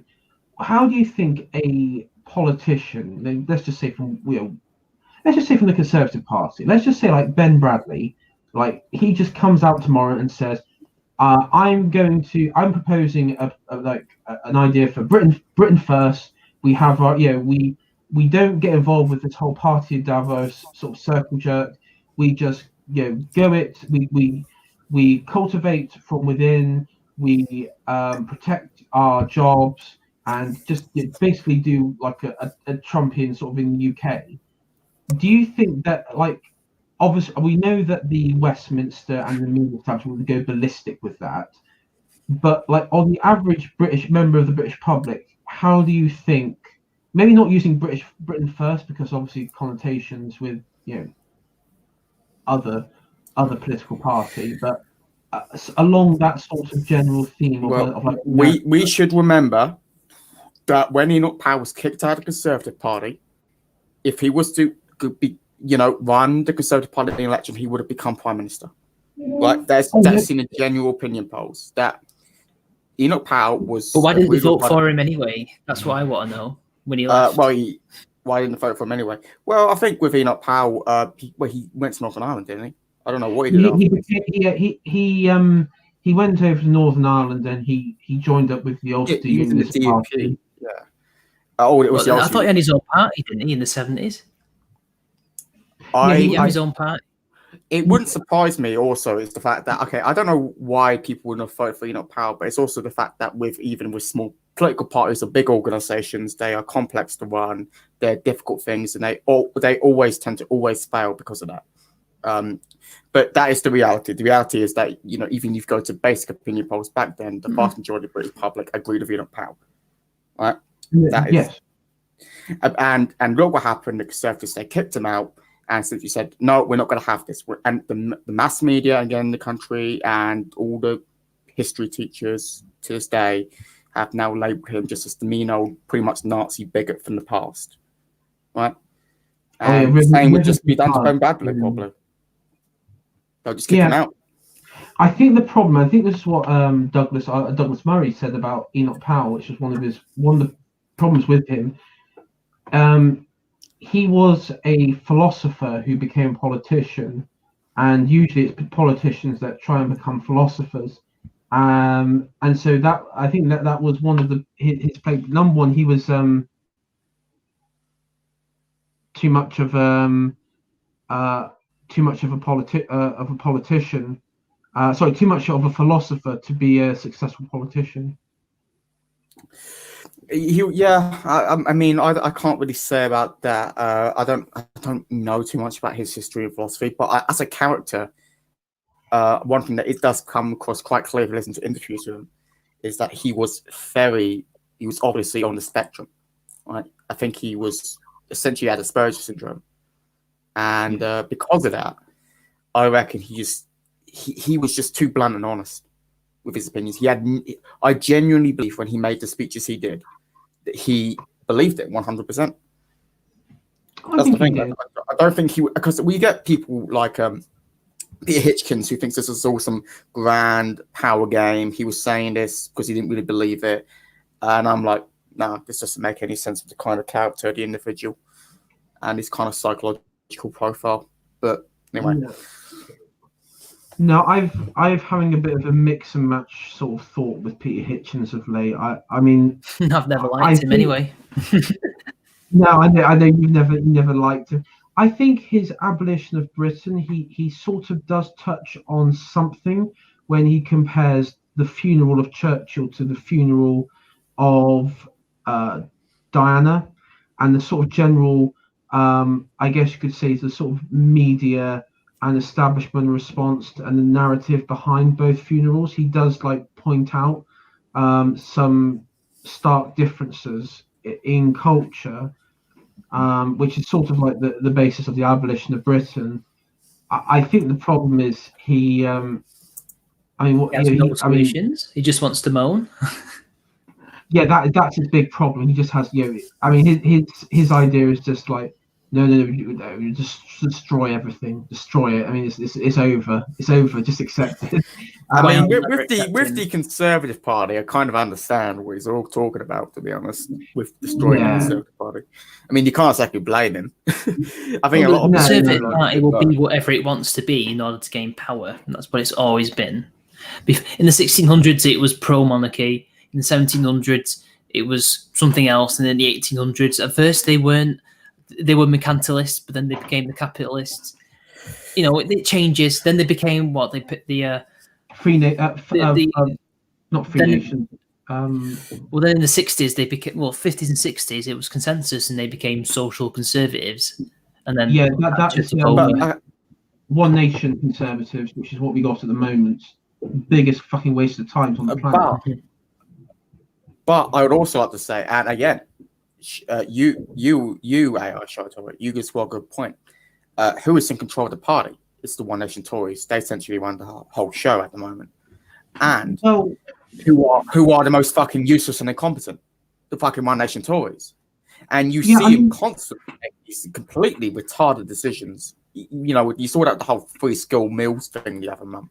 Just the absolutely public relations nightmare for a relatively small amount of money. It is absolutely insane. No one who is competent in political strategy would ever make that decision. So I just cannot buy that these people are somehow some clever, genius Machiavellian characters and then do something that's just stupid. Yeah, and they have that. And Dominic Cummings was around then. Well, Cummings was around. Yeah. Cummings was the only one there who I think you could probably look at and go, he actually was clearly had a brain, right? Clearly he did. I mean, he did. Well, except for the fact he was one of the big lockdown supporters, so he's not. He didn't have much of a brain. In public, actually, no, because the public did in the first lockdown back the lockdown. Right, that did happen. But he was the one who was really pushing for it behind the scenes. That's what I've read. Yeah, I mean, you have to maybe with the coronavirus. What you have to remember, I think people forget in hindsight. You have to remember with the lockdown is back in like February this year, and you had the start of the coronavirus when you saw it like spreading across China into Iran and Italy and such. People genuinely thought this was like the next Justinian plague. That this was going to wipe out at least half of the population. So there was a lot of, because obviously we weren't getting the full picture from China because in Iran, because you didn't get it from dictatorships like those two, do you? So we didn't really know the full picture. I think now it's different. But yeah, I remember the first lockdown, I think most people were on board with it initially. Cummings is a poller. He's a pollster. He's a tactician. He is not. I don't think he is an economist, and I don't think he's a perfect person. But that's his area, and he will give you the strategy to win. And I think now him being gone, that's a massive loss.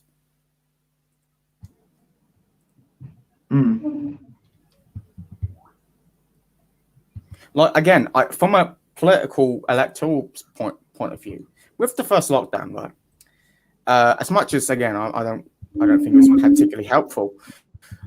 If you imagine giving the Labour Party an opportunity to say to voters that in the next election, Boris Johnson did nothing. They refused to go into lockdown like all these other European countries did and the countries around the world and let X many of your mans die. Like we saw how big the whole NHS being sold off to Trump bollocks got last time, even though it's just absolutely insane. Imagine this thing. That thing will get through to people. That message would work. So I reckon from a purely public opinion point of view, there was no real other option than for Boris to go into lockdown the first time. Yeah.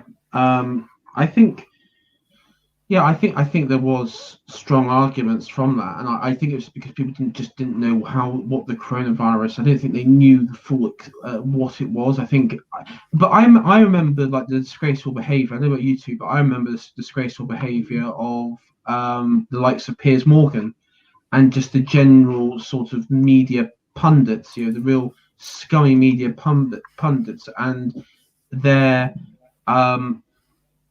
I guess sort of whipping up a mob mentality for governments to do something and just do like real knee-jerk reactions to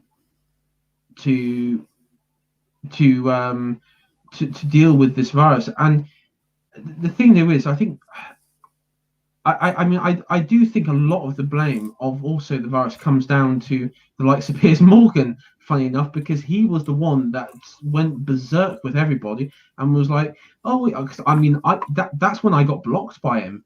I just pointed out, the fact that, he was, going after Britain heavily, saying that we had the worst coronavirus death. It's an absolute disaster. And I was like, well, Germany aren't counting theirs. France aren't counting their deaths. Italy's not counting their deaths. Spain's not counting their deaths. We're honest. We're counting the deaths. We're counting numbers. They aren't. I mean, you've literally, they had two strategies the Tories could have done in this scenario. They could have, strategy one, done the lockdown, just gone with what the public wanted, or two, try and reset the agenda. But at this point, I reckon, I reckon that would have been too hard to do, because the Tories simply do not have their own media kind of areas. They don't have, and especially with everybody all around the world going into lockdown and the public already being quite frightened, and I just didn't see that happening. There was nothing that could have been done, I reckon, to stop the party from engaging in the first lockdown. Even though obviously I do agree with many people that if you do look back at the costs and benefits from the first lockdown in terms of lives saved versus damage to the economy and potential lives that will be lost from other factors due to the first lockdown, it does appear to be obviously a bigger negative, perhaps by quite a lot. But still, in politics, politicians, the first thought is going to get re-elected. Yeah, and again, I mean, another tactical thing. Why? Okay, people say, okay, why would the Conservatives do this? Okay, here's another thing. What is the largest Conservative voting group by age? It's obvious, yeah. It's not even it's a silent generation, isn't it? Now, imagine you have a bunch of scientists telling you that it's going to kill off a good portion of that certain age. Yes. Hell, I would put the country in lockdown if I was a prime minister. No, seriously, I would, because if I would be thinking, oh shit, if they were right about this virus and it was going to kill off so many people, I would. I'm sorry, guys, in chat and watching this, but I mean, I would, if I was like a real low information prime minister like we got at the moment, I would do it, because you'd be thinking to yourself, oh shit, this would really damage us. Yep, this could kill off my electorate. Shit. Yeah. While keeping my opposition electorate fine. Yeah. Yeah. And that's another factor. That is true. And as well, even if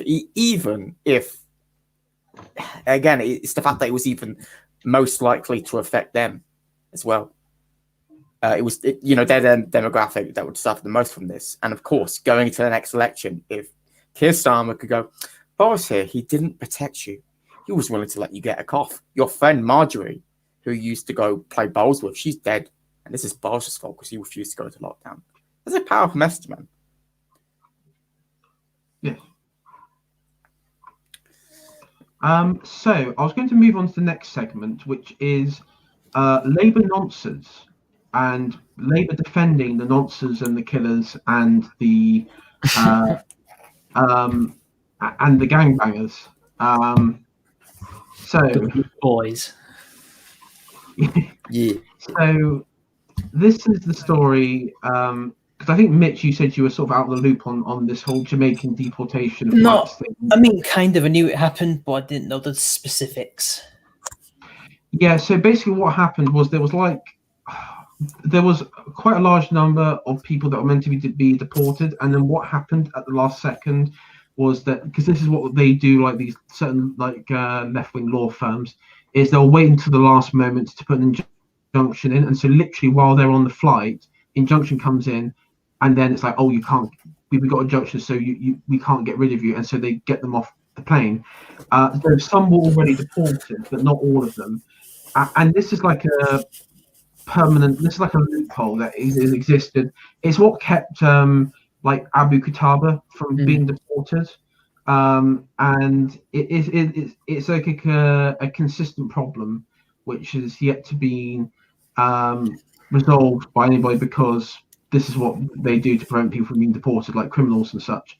And in one case, a terrorist sympathizer. So what happened was, I bring up the Evening Standard article here. Here we go. So yeah, Jamaican deportation flight departs with killers on board as rapist wins last-minute reprieve. So again, this is what, I reiterate, this is what Labour is defending. This is what Labour is dying on a hill for, which is pretty amazing. I mean, I have to say, I saw the Parliament debate, and you had I don't know which Conservative minister he is, but him and Kemi I'm actually liking quite a bit, because he sort of went off, I think, on Black Lives Matter, and then he's sort of gone off on these lot as well. Like, yeah, we're not apologising for deporting paedophiles and rapists. And even like Philip, is it Philip Davey? Oh yeah. Yeah, he just like turned around to Labour and was like, "These are rapists. What the hell's wrong with you?" So I mean, yeah, he did a speech as well, and he did because he was president in the chamber. So yeah, I mean, widely, I think I think at the time the Conservatives sort of just laughed at Labour, and because they were surprised that this was like Labour's main concern, bearing in mind everything else that's going on around the country at the moment. Yeah. But anyway, yeah. But I mean, a lot of this was for the middle class activist base. Was this is what they get riled up with about. So one was a new controversy over last-ditched appeals as Jamaica deportation flight departs with 13 offenders on board. So that's more than I thought. And there's Priti Patel, and I've spoken to her actually in a one-to-one. Not one-to-one, but it was like a video call, which had like. Did she say when all the illegal immigrants are going to get deported? She given a timeline yet? She given a timetable for when all the illegal immigrants are going to get deported? I did ask her the question. I said, what at the time we had the problem with them arriving on those like George Soros dinghies, and so I said, what? We hang on. She must say we are in no ways an anti-Semitic stream. Now, okay. Sorry, I broke my rule. A certain Hungarian financier. Yes. What are you going to do about his dinghies that are funded through his foundation? Which, again, not my words, not anyone else's words, but on his own website. So, it was on there. What are we going to do about those? What are we going to do about those, Priti? And she, I mean, it was basically the usual stuff. It was like, oh well, I'm on top of that at the moment. We're going to be sorting. I'm going to be sorting it through, and in the coming months, you're going to see some serious stories, and it's going to really wind up the press. And she also talks about like going through legislation to take on the the only thing she talked about, which I thought was quite interesting, was going through legislation over the left-wing activist lawyers to prevent them from pulling stunts like this. Obviously, yet it hasn't worked. If she has done anything to working towards that, but that seems to be the main problem. It's basically that these last-minute injunctions to prevent the deportations for some of them. Mm-hmm. Yeah, just legal loopholes, obviously, that probably got set up under Blair. Yeah, and this was the best bit. This was the best put down. You had Diane Abbott again. Obviously one of the ones that are criticizing government, hostile environment and Nazis and racists and all that sort of stuff. And these deportation of criminals, and this deportation legislation was voted through by the likes of Diane Abbott and others during the Blair administration, the first Blair administration. So most of them who were criticising it voted it through when Blair was in power. Well, but the thing is that we can also see with all this legislation, there's clearly a bunch of legal loopholes and challenges that can be brought in. And it's probably been designed in such a way that this looks like that this would look like a law that Blair could have said, "Oh, look, we're controlling illegal immigration," but really, it's set up in a way that all these activist bases can obviously get lawyers and put the government in legal trouble and prevent anything actually getting done. So, but you must also ask the question because why has this not been done yet by the Conservative Party? They've been in power now 10 years. I mean, obviously 5 of them were in coalition. But why is it now just taken to now to get anything done on these kind of issues? I think they're terrified. That's what it is. I think they're terrified. I mean, a lot of it was Brexit. I mean, a lot of it comes back to Brexit because Brexit was a right-wing issue, even though it crossed party divides. Like there were a lot of communists that voted Brexit and everything, but on the whole, it was a right-wing issue. And given current trajectory, UKIP would have swallowed them up, like the Brexit Party would have swallowed it up if May was still Prime Minister. I don't believe that for a second. I don't believe they ever would have been swallowed up because people will vote for anything that's got a blue ribbon or a red ribbon on him. I disagree, Mitch, because if you look, it's never happened, has it? It did. No, but this is the point, though, is that the Conservative Party, I don't think has that kind of old guard allegiance anymore that it used to have. We are now in a time where the electorate switches more than ever before between parties at elections. There's far more now swing voters or people that are willing to switch if the party's changed than there was in the past. Either because it seems to be there's only one party that's really been dominating the entire last decade and the start of this. So I don't really think there's more swing voters in this country. No, but many of them voters, even the ones that voted Boris, voted Labour before, right? And now they went to Boris. Yeah. And quite a lot. An insane amount, say, if you go to the ones who voted Labour in 2010. That doesn't mean they're swingers because, well, we've not had that election where we can see if they really are or not. Well, we have no idea. We can't. Will they vote Starmer next election? We don't know. Well, maybe, but we know that they're swingers because we asked them how did you vote before, and how did they vote now, and it's quite clear that a much greater sizable percentage of the public. Am I a swinger for spoiling my ballot the last couple of elections? Well, no, you've done that consistently, I'm afraid. So you're afraid. Well, no, I voted Labour the first time I ever voted.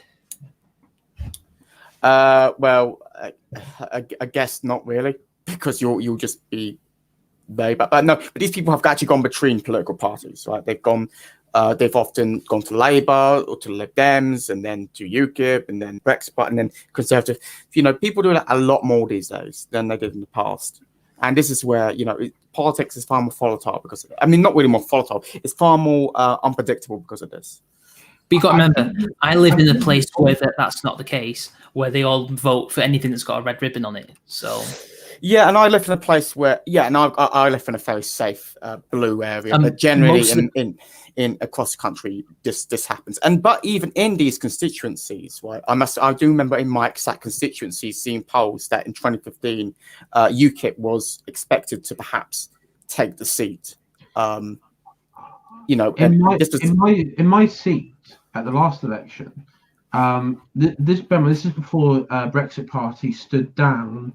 Oh, sorry, not last election, but the European election. So even where I was in the West Country as a whole, but in my seat in particular, I saw a lot of Brexit Party signs. I knew a lot of Conservative Party members who had been in the party for 50 years. So they've been in the party 50 years, and they left the party because of May and because she just consistently failed and portrayed Brexit because it was such an emotive issue on the right. And this is the thing, like the Conservative Party doesn't have many causes that they can cling to. and get ideological involved with, because for some reason they have this really bad habit of thinking it's like a negative effect, when in many ways it's actually quite a positive effect, but for some reason they think it's a negative one. And on the issue of Brexit, I mean, I remember back into the European elections, that it was expected that Conservatives were to do badly, but I was looking at some of the results coming out on local region levels, and the Conservative Party was 100% getting replaced. And when it came to UK polling, which I don't take very lightly, but it did show a consistent rise in numbers with the Brexit Party, and a consistent numbers going downward trajectory in correlation with the Brexit Party. Yeah, if you were to do a seat projection at that time, the Brexit Party would have won the most seats. It wouldn't have won a majority, but it would have won the most seats. I think what you would have seen, it would have been close in certain constituencies. I think what would have happened is, I think more people would have voted. I think Labour would have remained quite solid in some areas. I think what would have happened was that more Conservative voters would have gone to the Brexit Party than Labour voters to the Brexit Party. I think, Mitch, that's probably what you're getting at. Is you would yeah, I mean, this was also at a time where the Lib Dems were polling very strongly as well. Yeah. But you were seeing the Conservative polling in the teens and the Brexit Party in the mid-20s.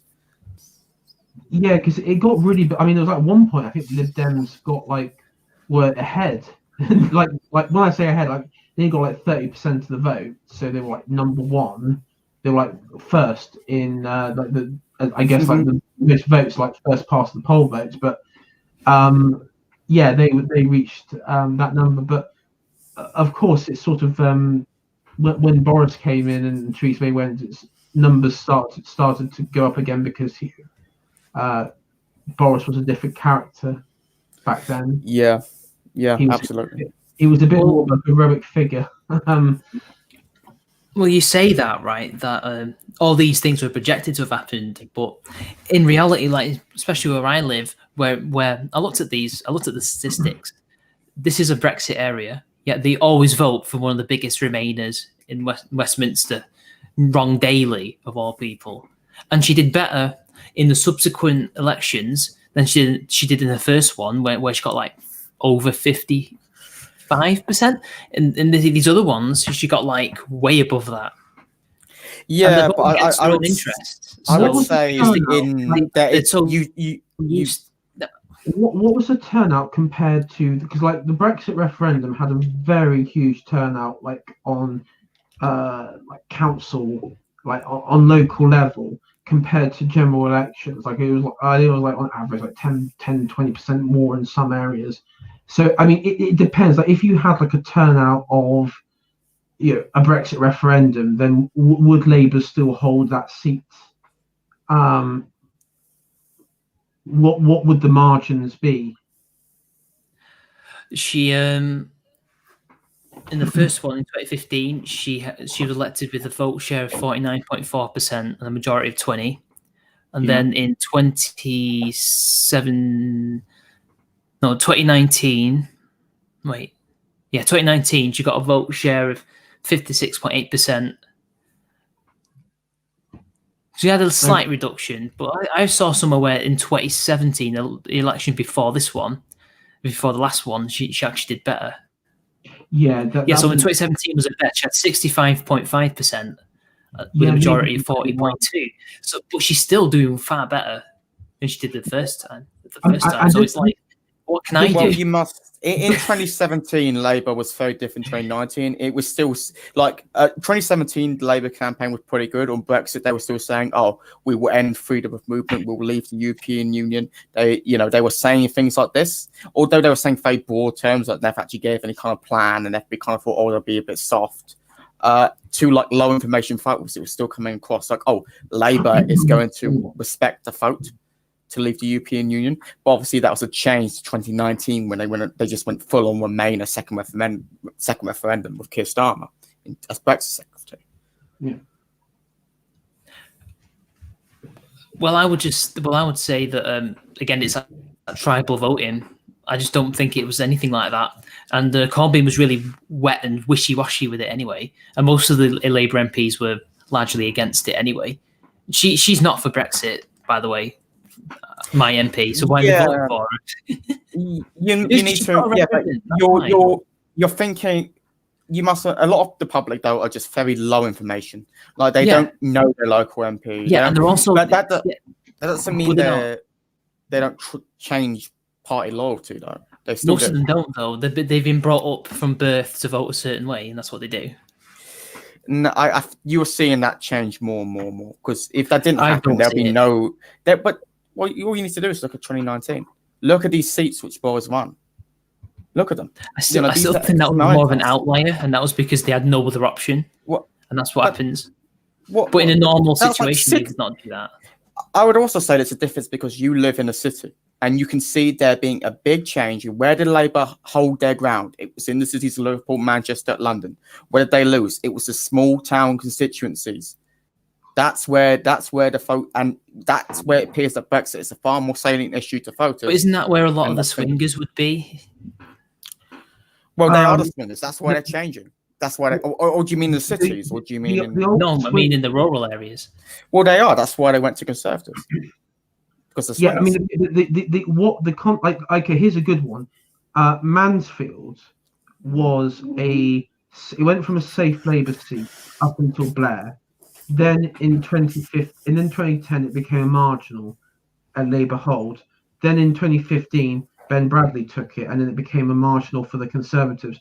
And then in 2017, this is where it bucked the trend. Whilst Labour did very well in that election, they didn't actually they did quite badly in Mansfield, and the Conservatives increased their share of the vote. So then it became a relatively safe Conservative seat. And then obviously in 2019, he increased the share of the vote as well dramatically. I think he's like above 60% now. So I mean, like swing seats change dramatically. So like a seat like that, which would be a Labour seat, is now considered a safe Conservative seat. I mean, like Tony Blair's old seat is now. I mean, Tony Blair's old seat is now a Conservative seat. But then Canterbury, which was a safe Conservative seat, is now considered a safe Labour seat. Mm-hmm. So it's all it's all different. Like here in the West Country, Exeter used to be a safe Conservative seat back in like Thatcher days. Then it went to Labour, and now it's a solid Labour seat. And all you need to do is look at, I mean, although this didn't switch hands, it is fair to say that when Dominic Raab first took his seat, it was as safe Tory as anyone was in Surrey. But now it's a swing seat with the Lib Dems because it's a Remain constituency. Yeah, the Lib Dems nearly took his seat. And where else? St Albans, that's now a Lib Dem seat as well. Yeah, and it was safe Conservative seat. So, it does change. And but I would say that the general trend, the general trend of cities, that is true. Like that's the point. Though that's the last election. In that the one Labour game was in London. Yeah, Putney. That was their game. But the thing is, like we know that Conservatives are not going to win a Liverpool seat at a general election. I think they did. I thought they won one seat that technically comes under the Liverpool area. Oh, really? I think I remember looking back, and there was a technically. I mean, obviously not with the city of London. I mean Liverpool itself, but I think you get like the so-called. I don't know what I call it, like metropolitan area. I may be wrong. I think I remember looking back and thinking, there's one here, because it's like 30 or something, or something like that. I mean, yeah, it's possible, but there are certain seats that we know are not going to change dramatically. I mean, I think what you're saying, Pman, is we've seen like a sort of general trend, and that's what Corbyn was. That when he was asked in multiple interviews, like, well, isn't your responsibility that you're the loss in 2019, he actually pointed out something which I sort of understand, where he said, well, in many ways, if you look at it, like since the start of Blair, there has been a consistent decline share in the vote in these areas like Sedgefield, like Mansfield, like Blythe Valley, and the red wall seats that went to the Conservatives.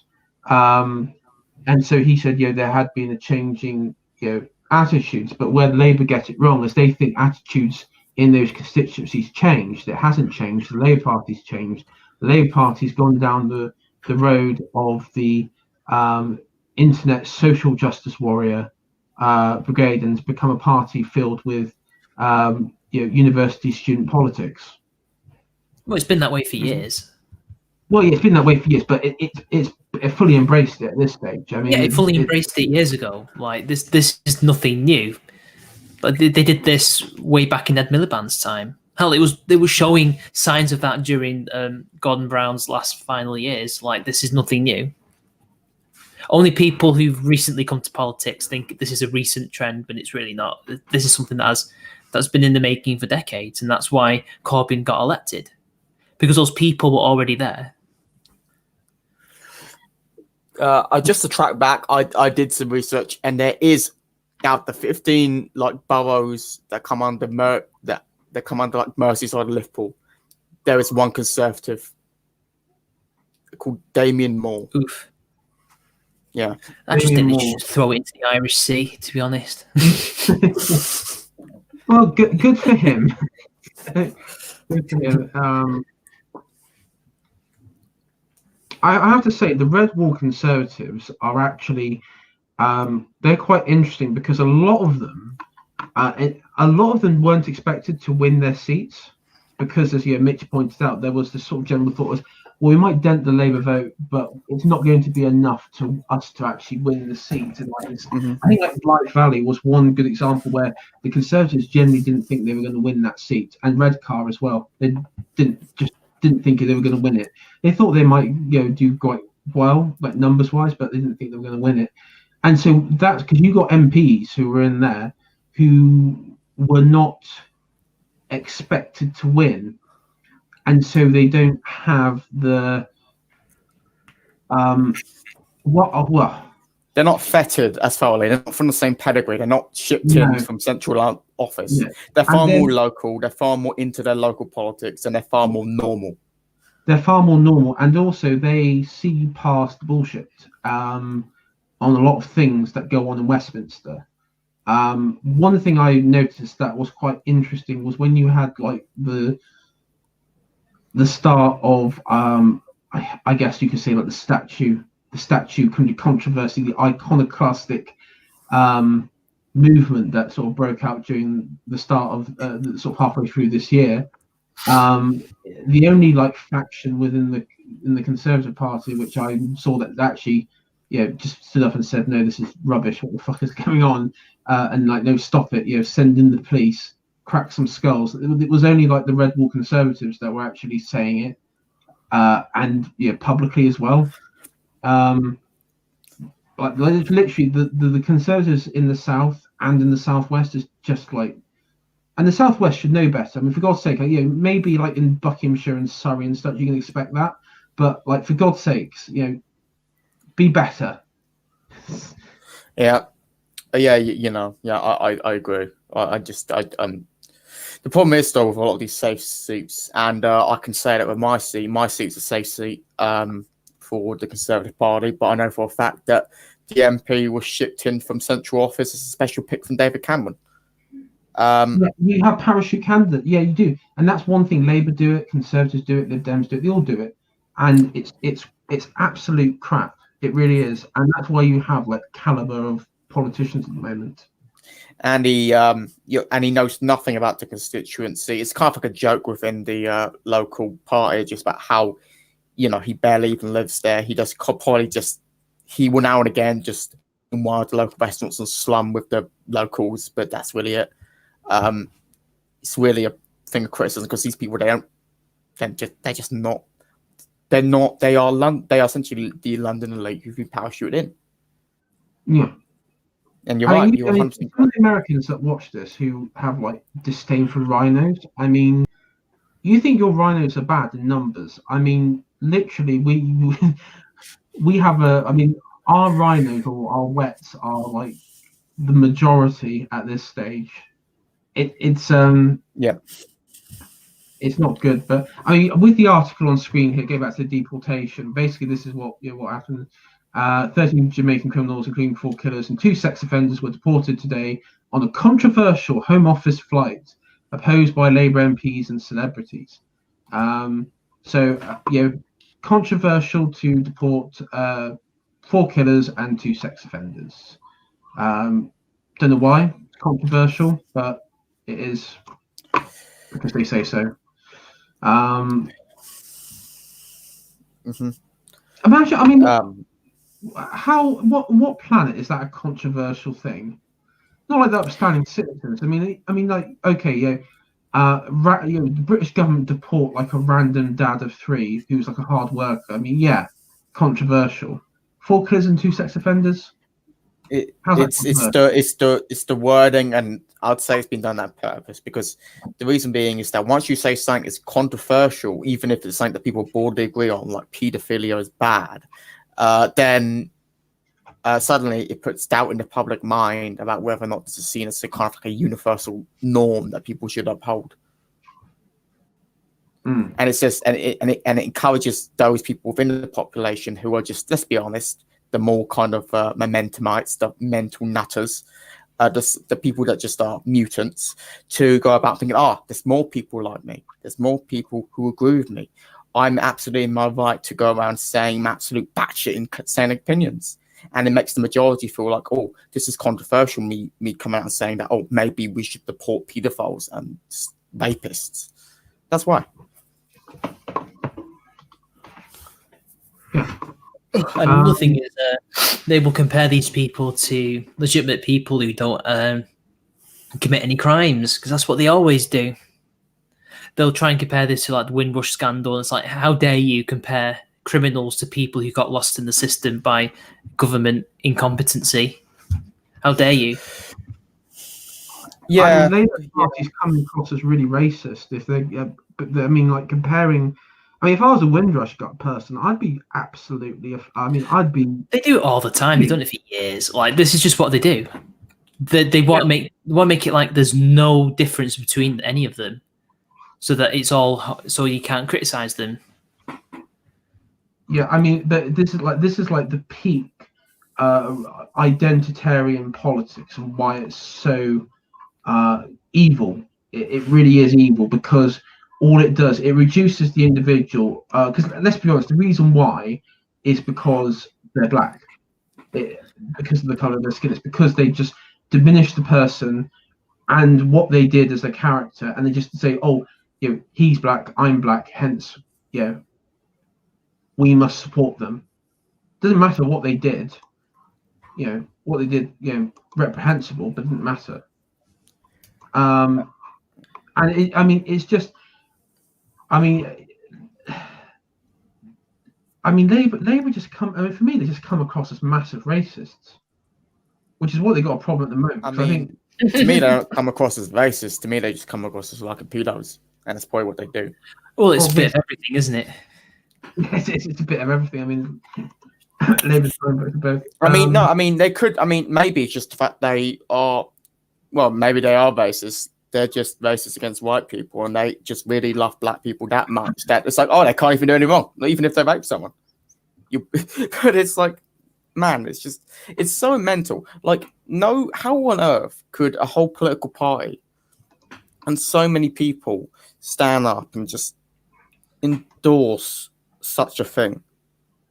How is it even? Because it just seems to me just against saying that no decent individual should even contemplate. It's because they have a warped sense of what justice is. That's what it is. It's the vision of the Anointed. If you've ever read that, I assume you might have. It's a false, they got this whole batshit crazy. Well, they think that, for some reason, even though these people don't actually have any rights, now that they're criminals, and because they're not British citizens, they can't stay here in the British prison. They have to go. That's the law.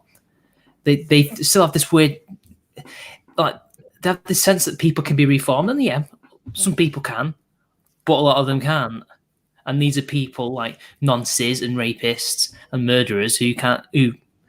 Well, most 90% of them can be reformed, and the only way you deal with them is to lock them away for a very long time, or kill them, or deport them. Like, this is what loads of countries have come up with in order to deal with this issue. Yeah. And we saw a similar thing with Jemima Begum as well, with the ISIS bride, where you had again Jeremy Corbyn, this when he was leader, and the usual suspects with the Labour Party, demanding that we bring her home on the basis of she faced justice here. And I'm sort of on Sargon with this thing, where she killed, and we know that she did kill from several witnesses at the time. Did she? I know they witnessed the threatening. And she was basically a policeman, but I don't know about killing people. One of the witnesses claimed that they saw her during, I think it was one of the advancing Iraqi. I think where was she stayed? Was it Raqqa? It might be several places. She had to flee to many different places.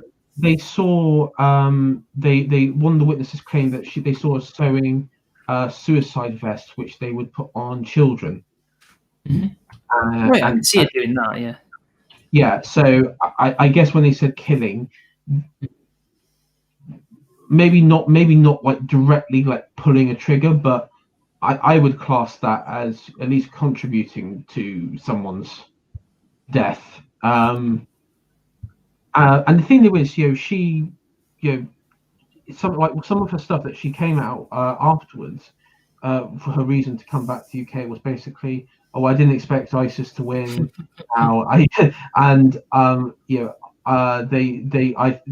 lost, and obviously God was not on their side. And what was the other thing? She said, I saw severed heads and heads on pikes and everything, but it didn't really faze me. And it's not like she has any remorse. Like, she doesn't, like, she's not even saying. And when she did get to that point where I think like one of the journalists that was in there was like, "Do you have any remorse?" Like, "Oh yeah, I probably shouldn't have gone." But she doesn't mean any of it. Any of it. And she was part of a regime that, a foreign conquering army in many ways, and the Syrian forces or whoever who conquered them, in my opinion, they get to deal with the conquered enemy however they see fit. Now, here's the thing, right? Where in which country is she in now? I think it's Syria. Yeah, still there. Right. She's Assad's problem now. That's it. Like, that's it. Because we got a load of these migrants over here, or illegal immigrants, and they're like, "Oh, it's your problem. Why we need to treat these people well? We need, because they're in Britain, and all humans matter, man." And it's like, well, now she's in Syria. She's Assad's problem. She's immigrated. If she's an illegal immigrant, that's tough. It's up to them to deal with that. What I understand is, like, if any of us went to, like, say, France, and we got drunk and we assaulted somebody or something like that, then you get arrested and you'll be arrested in France and you face the consequences in the country where you commit the crime. So what's the difference with her? If she's part of a rebel army that went around the region killing, committing genocide, enslaving, decapitating, and everything else in between, like, no, fuck her. She pays the crime. She pays it.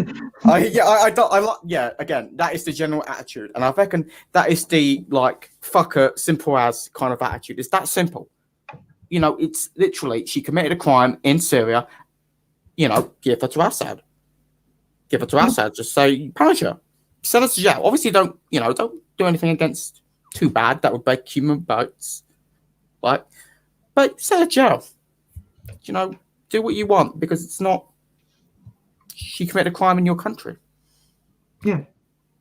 And also, in this country, we do treat. I mean, like, again, one of the Labour's narratives is, oh, she was a child when she went over there. It's like, yeah, but 15-year-olds in this country can still be 15-year-olds in this country who are involved with serious crimes and murders and everything.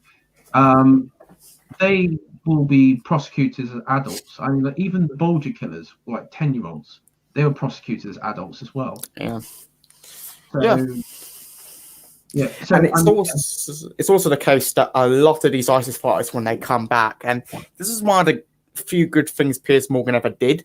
It's very rare, I know, but like a few years ago, I don't know if you remember this, when ISIS he was saying to Sadiq Khan, you've got 500 people who've come back from ISIS on the streets of London, not in jail, not anywhere, just going about. They've been to ISIS, they joined ISIS, and they've come back on an EasyJet flight. I don't know how they got back, but they've come back, and they're just roaming about London, doing anything. This and Pierce was like to Sadiq Khan, there's no way you can have this. And you must ask, why are these people they're not in jail? Why are they just allowed to do this? They've gone and joined a foreign terrorist regime, right, that wants to take over the entire world and hates Britain as a country and has endorsed terrorist attacks upon this country and other countries as well. And we let their fighters just because they were born in this country. It's ridiculous.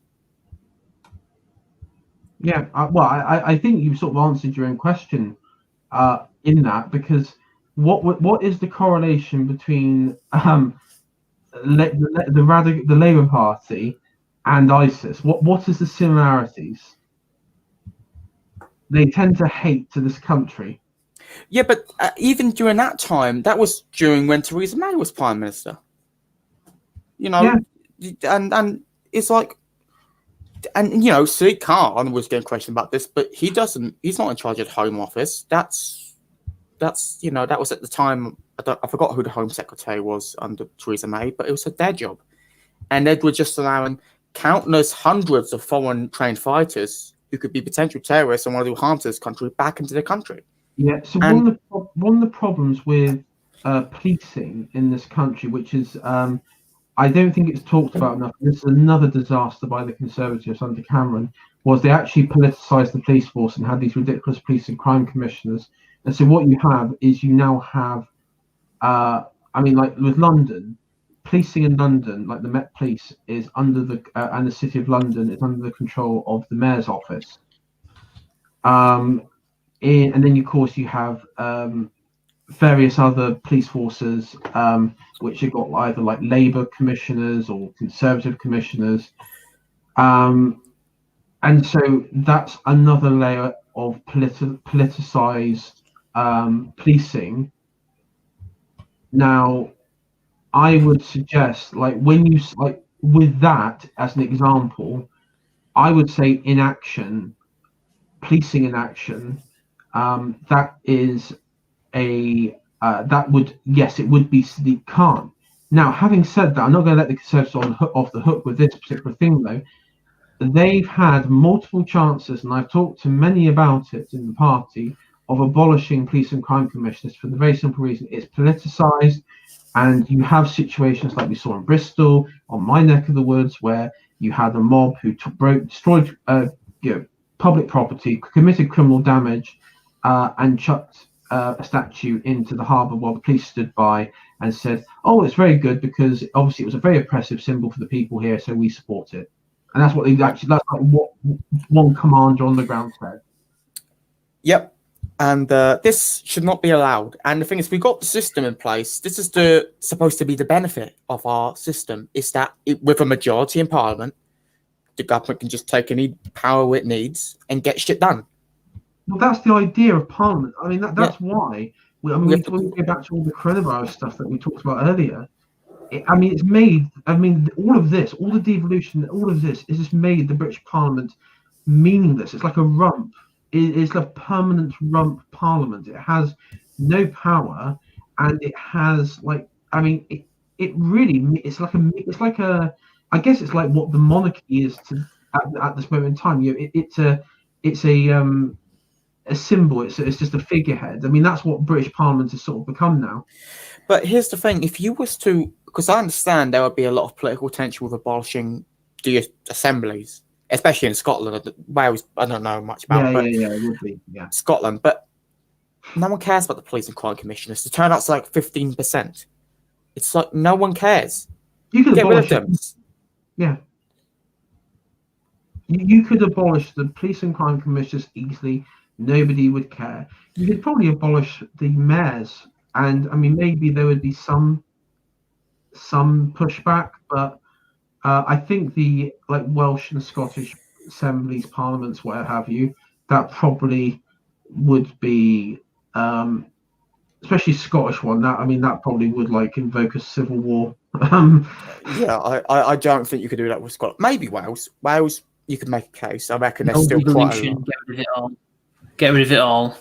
We'll all be better off. Yeah, well, I don't disagree with you there. I don't. But the only devolution that I would accept would be Northern Ireland, for the very simple reason that they just have different parties over there. Yeah, and let's be honest. I don't care what the UP say. Northern Ireland is a special case. In no case in the country did we have massive amounts of terrorist attacks for years due to sectarian divides, and that alone makes it a special case. Maybe when they get rid of all that entirely, maybe they can come back in fully. Yeah, that'd be nice. That would be. I think that. Sorry, Mitch, you go ahead. No, wasn't saying anything. Just laughing. Oh, I'll just say. I mean, yeah, obviously, I think if the United Kingdom is to remain like a nation that exists, you do have to get rid of devolution. Because all you do is you basically just platform nationalists and you just further the nationalist cause. Whether it's slowly eroding us. And it's getting to the point now where even I'm beginning to wonder, is there any point to it all? What, an independent Manchester? No, I mean just England. That's not going to happen. City-state. Well, maybe Manchester could be a city-state if with the right leadership, but I wouldn't want that. But what's the point? It's eroded. It's the SNP seem to be just in there perpetually, and just I've seen to have an obscene amount of influence over the Scottish people to the point they can control their minds. It seems. Yeah. Like, because apparently there's now a saying that if you don't vote SNP, you're not Scottish. Like, that wasn't a thing. If you don't vote SNP, you're not ginger. Well, there's actually more gingers in England, really. Yes. Thank you, Scottish tribal raids throughout the centuries. No, I just think there's more gingers because, in Scandinavia and Central Europe, there's a lot of ginger people and blonde people there. That's true. Yeah, basically, like our ancestors, many, many centuries ago, were obviously when the raiding party come in, some of the female ancestors just weren't fast enough. Another thing is that the genetics of the English hasn't changed much. We're still largely Celtic.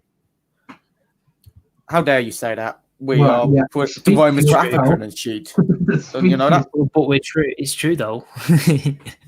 Wow. God. I had a Scot Nat tell me, unironically, right? This Scot Nat told me on Twitter that it's not true that the Scots never caused any wars against England. That it was only England that ever invaded Scotland. I'm like, hello, King David I or II invaded us in the 1080s and got himself killed.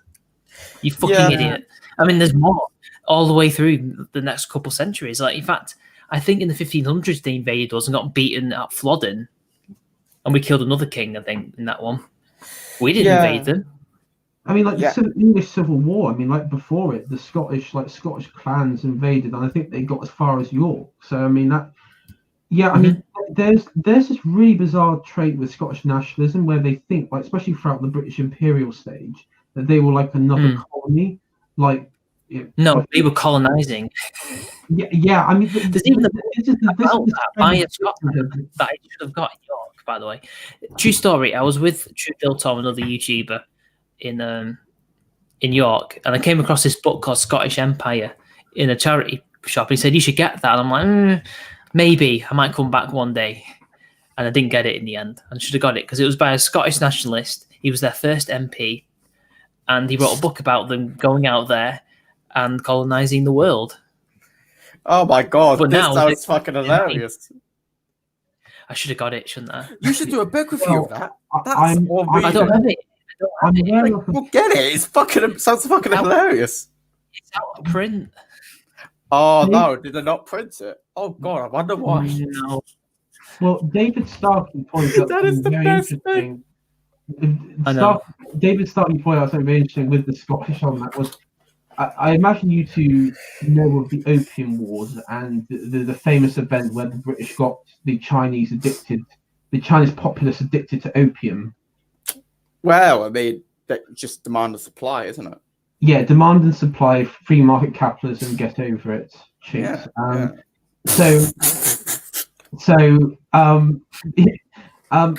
What many people don't realise in all of this is it was the Scottish companies that were the ones pushing the opium in good Scottish fashion. You know, obviously the experts, the connoisseurs of drugs importation, exportation out of Hong Kong and out of India were the ones that were doing it. And the most nefarious guys, I think Starkey said, like the most nefarious companies in the British Empire were Scottish companies, and that is definitely true. Like there's one in Hong Kong.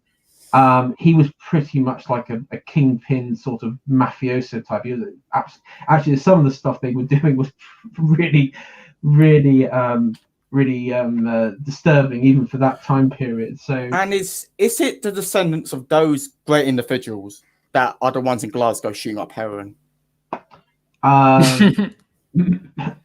probably.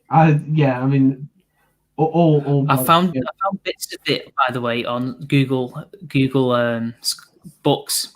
Oh, please, can you? Okay, is there like a summary or anything you can read out? Because that really entertained me There's and no the chat. summary. Oh But god, there's a little bit here that will entertain us. The Scottish plantation in Ulster was destined to have important consequences for the empire. That's all I can read, unfortunately. oh yeah. Oh god, Yeah, Ulster Scots. Yeah, because I mean, again, the narrative. Oh, the English colonized Ireland. The English colonized. No, it wasn't the English that colonized Ireland. It was the Scots. Well, it was both of us, really. Well, it was both because there is such a thing as Anglo-Irish. So. Yeah, but the political incentive came from the Scottish kingdom than more so from the English kingdom. It was like English kingdom was like unofficial. It was like, yeah, go over there. Scottish kingdom was, because the idea was with Scotland was the Scottish kingdom wanted to extend its sphere of influence, and I mean, like with the plantation stuff. I mean, the reason, I mean, from what I recall was that Ulster was a very Catholic, very heavy Irish portion of the country, which would be constant revolt against the English, the various lords and dukes who were in service of the English king, and so that's why there was this program to fill it with Protestants. I think it was when was it? I think it was post Henry VIII. And yeah, so yeah, the English were involved in the Scots. From what I remember, the English did like the Pale. They colonized the Pale, so that's like Dublin, around that area. And like the Scots did like a lot of heavy lifting in Ulster. Which is very interesting. Also, it's the same. These same people would become basically the officer corps of the British Army by World War One. Most of them were Scots, or at least, well, Ulster Scots. That is.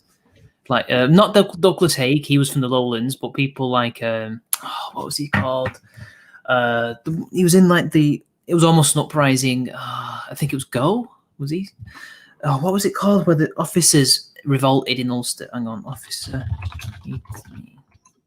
Oh, I know. You know what I mean? The Carrara incident. That's it. Yeah, they weren't just Ulster volunteers; these were high-ranking officers. Now, let me.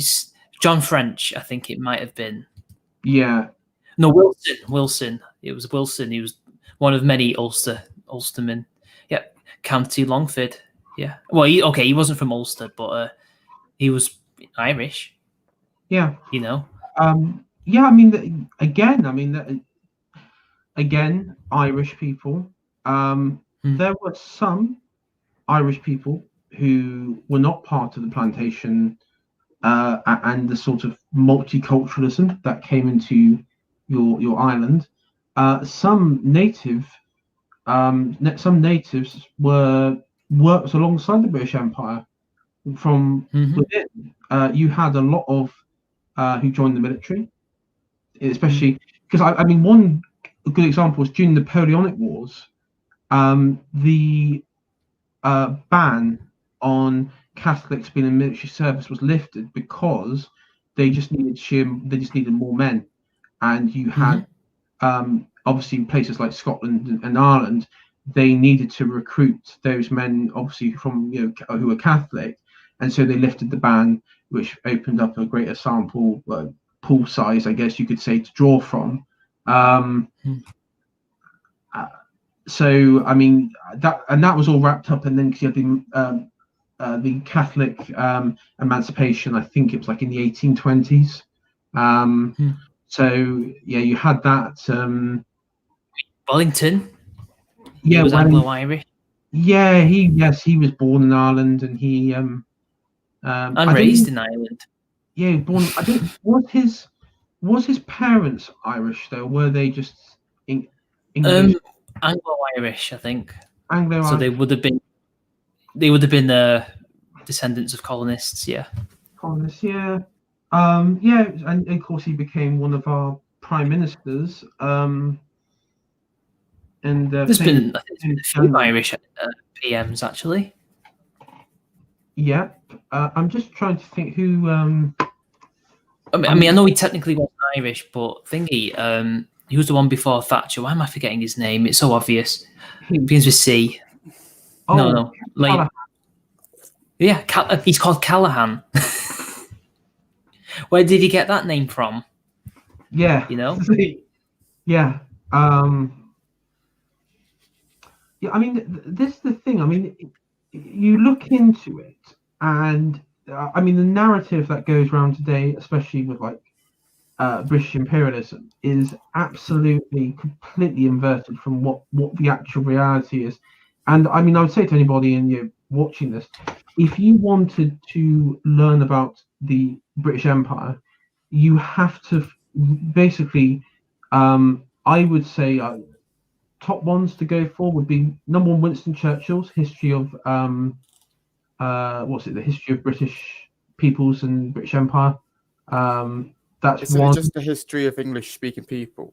English-speaking people, thank you. That's the one. Tom Holland as well. He does Roman, but I think he's done the British Empire as well. He's quite good. Just trying to think who else.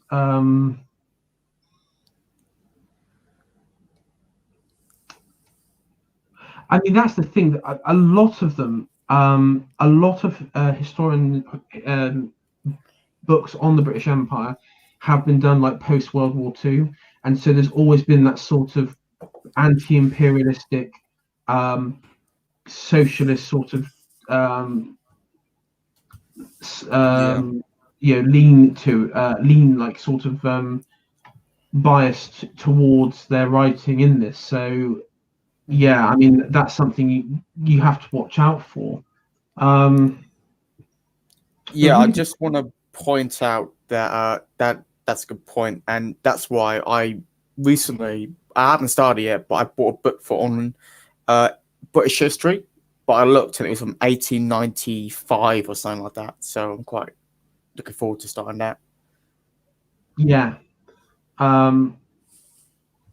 I mean, those sort of because this is the thing. I mean, the one thing I think historians really fail is that they don't take the words of the contemporaries that they research at the time to heart close enough. They sort of can be quite dismissive, and it's like, I mean, like I think one classic example that I always think of is like the motivation for the Crusades, and it's quite clearly like the Crusader state, for because it'd be a godly war, it's defending Christendom, because they wanted to give glory to God and everything else. And it's like, but most, a lot of the postmodernist sort of reaction is, oh, well, it's down to wealth and land and ties and all that sort of stuff. It's like, yeah, that probably was a factor in it, but why not take their word? I mean, why would they lie in their own journals, in their own diaries, in their own letters to families on this? When I did A-level history, that's the kind of narrative we was taught. Oh, it's all wealth or money. It wasn't even because they hated Muslims. They just wanted land. That's all it was. I know it's and that's what's really that. I mean, that's one of the troubles with history at the moment. I mean, it's completely told through a real nihilistic lens. To be honest, it's really, really it removes all purpose and context to situations. I mean, that is. I mean, for that one, one thing I don't really get is that why would you assume that these nobles 1,000 years ago that none of them would be religious? Like what that seems to be a very strange assumption thing about to it. But that's kind of the narrative taught that you're supposed to assume that these people. I would assume it's because the pagan ones converted for many different reasons. Some to get involved in Europe and not be invaded, and to take advantage of all the benefits that being in favor with the Pope would bring. Others, it would have been, a genuine religious conviction. Or people like Constantine, it was purely. I definitely don't think he was a true Christian. I think he did that purely to become emperor. Yeah, to get a large. No, he didn't convert. He wasn't even baptized. I think on his deathbed. It was his deathbed that he was baptized. Yeah, that's what I mean. He did it for convenience to win the Civil War. Yeah, I mean, but this is the thing. I think especially as you said, I think that's where they get it from. But but like when you get into the medieval period, I think a lot of them were probably true believers or believed in something. Well, that's the thing, because I mean, I've been doing I started with a documentary series that I was working on, where I was looking at the various Anglo-Saxon kings and how they converted to Christianity sort of one by one, because the first one was Kent, so that your area, man, and then it sort of just spread. Mercia. Mercia, so I imagine that's your bit, Mitch. No, I'm Northumbria. I'm not from the Midlands. Oh, okay. Yeah, so and the interesting thing with your area, Mitch, was the Saxon of Northumberland. He converted. The missionaries went away and left a small skeleton crew, and then he just reverted. The entire court just reverted back to paganism, and the missionaries back in fucking pagan scum bastards. You mean the ones who created the bedrock of Western civilization? Okay. Yeah. Fuck you. Kent was first. Deal with it. I wouldn't want to be. Kent, God just loves Kent more than anyone else. That's I'm not cooking to a man I'm not cooking to a man who dresses in a dress and a big pointy hat. Papists out. Yes, Ariane, you must get out. No, actually, I wanted to bring this up earlier. I'm sorry, it's a bit of a tangent, but I learned that in recent Victoria, because it's something to do with Harry. You know how he likes to simp for redhead girls, considering he's redhead himself, right? Yeah, he's a ginge. I have met him. I can confirm. Well, traditional Victorian etiquette apparently was that two redheads should not get married because they'll be too fiery together, and therefore you should marry someone with a different hair color.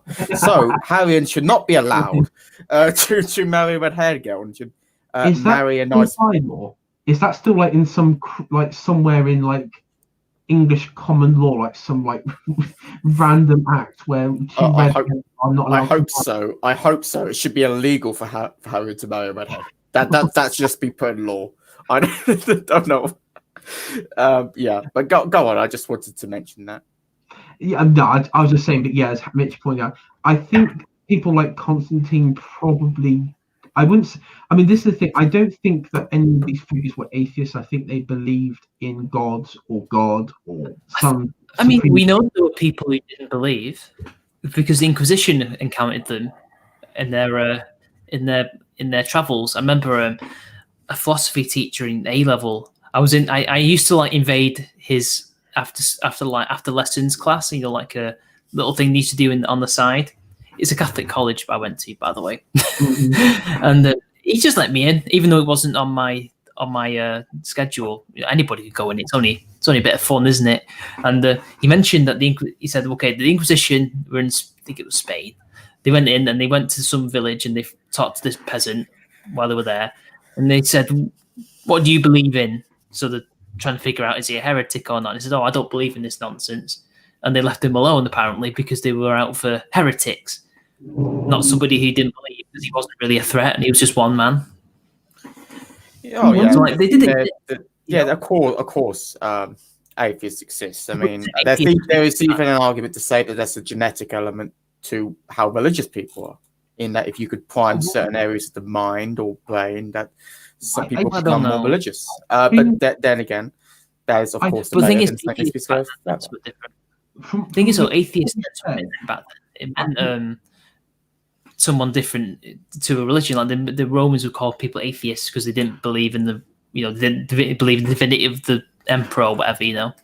Hobbes was called an atheist, but he wasn't an atheist as we know it today. He did believe in a god, just not the Christian god, I guess. Yeah, I mean, even though he would say the concept of an atheist was like for your example, depending, because I know the Spanish Inquisition went up to 1830s, so it depends like where in like from the it could have been. He didn't say specifically, but it implied it was a medieval one.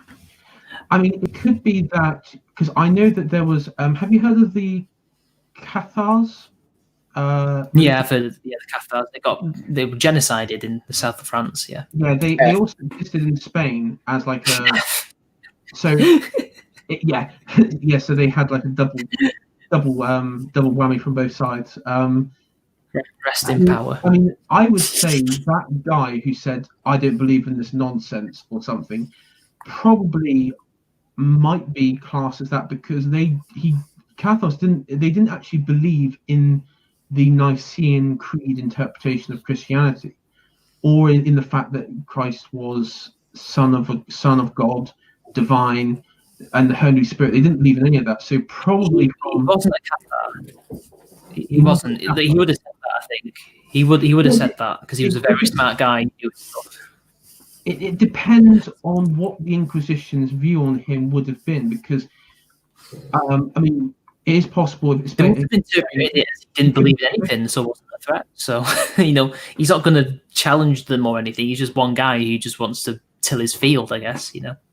Yeah, I mean, it's a difficult one because, of course, also in Spain you had medieval period. I mean, I think like 15% of the population were Jewish. I mean, it was like ridiculously large, and especially during the Muslim period as well. So there was a lot of, and then you had a lot of Jewish people who had to convert secretly, along with Muslims, to Roman Catholicism, where in reality they still practiced their old religion. So yeah, I mean, you had that went on there, but I mean, as we said, like go back to Northumberland one, it took generations for I know ideology like Christianity to set in. It was more popular in the cities for centuries. It took them centuries to convert the rural populations.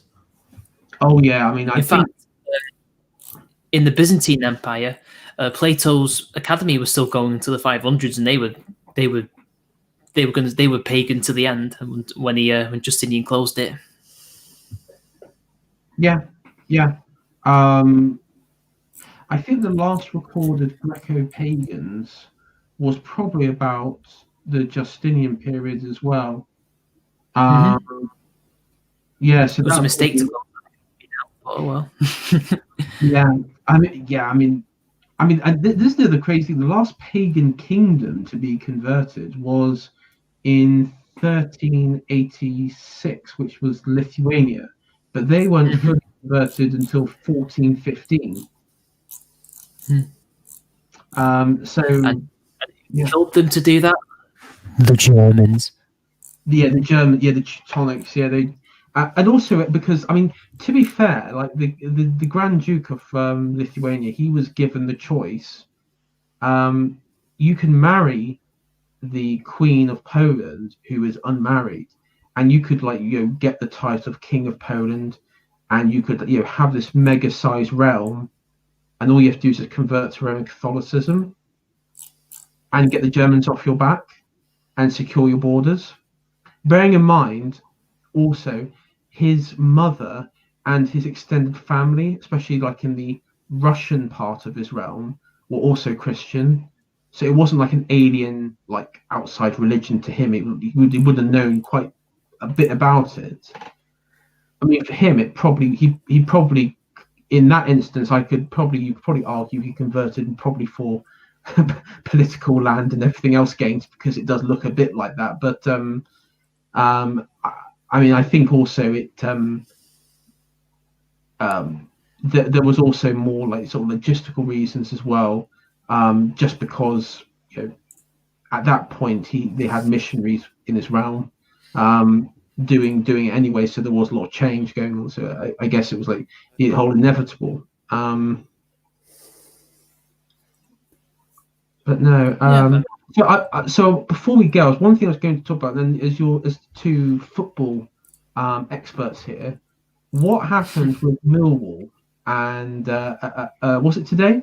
Yes, it was today. Yes, so what happened was there was a match between them and Derby. Millwall lost because they're crap.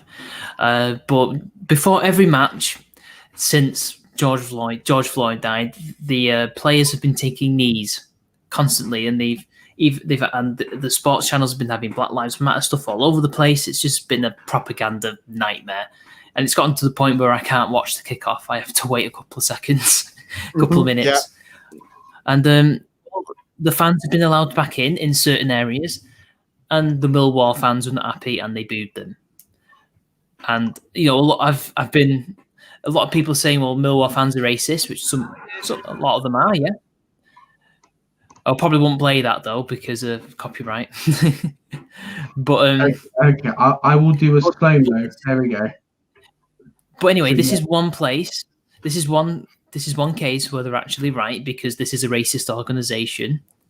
It's a Marxist organization, and it's pro-segregation. It says horrible, demeaning things about different demographics. Yeah. And they're right to boo them. Stop the kneeling! It's so cringe. Take the dirt. It's cringe.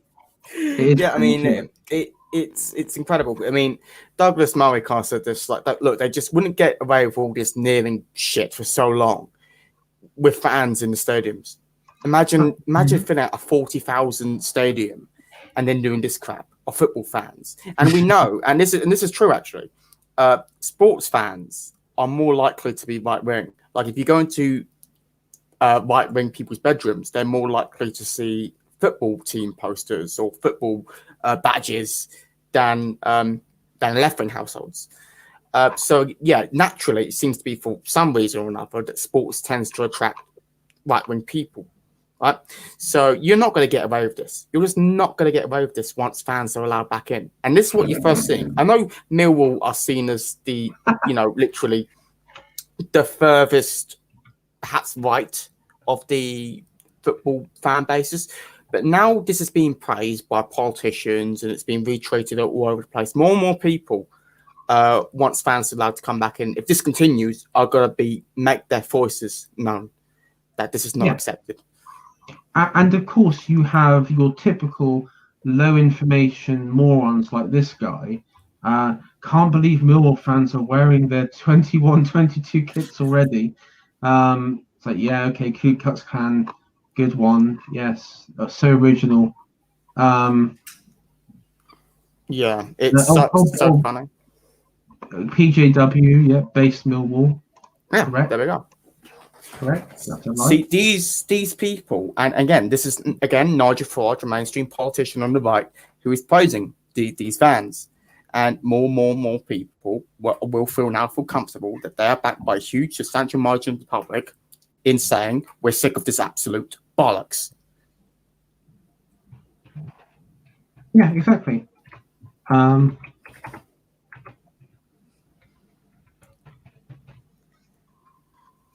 yeah, I have to agree with Mitch as well. Like literally, I was watching the football with my dad earlier, and it was like, and it was literally the first few seconds. We just can't fucking watch it. We just can't watch it because it's just so bad. And you know, it's like my dad isn't even really that political, and he just goes, oh, and even he knows that BLM's a fucking communist organization, and that's not even me telling him. He just knows it. So it's like, what the fuck? Yes. It's going to get worse for them, and eventually they'll stop. It has to stop. It's been months. It's not even in the news anymore. It's not even relevant. It can stop now. And the thing is, there's actual black nationalist propaganda in public. You know, there's this thing like, is it Walk to Zion or something like that? There's some weird thing that's been doing the rounds in advertisement, and like, what is that? Something like that. Yeah, there's been there's a very general trend, and you can see this, that what they really hate the left, any kind of black person that looks up to white people. They really hate that in any way. And they show this, for example, in the US, for example, they really annoyed that quite a lot of black people show what they deem to be outgroup favoritism towards white people, right?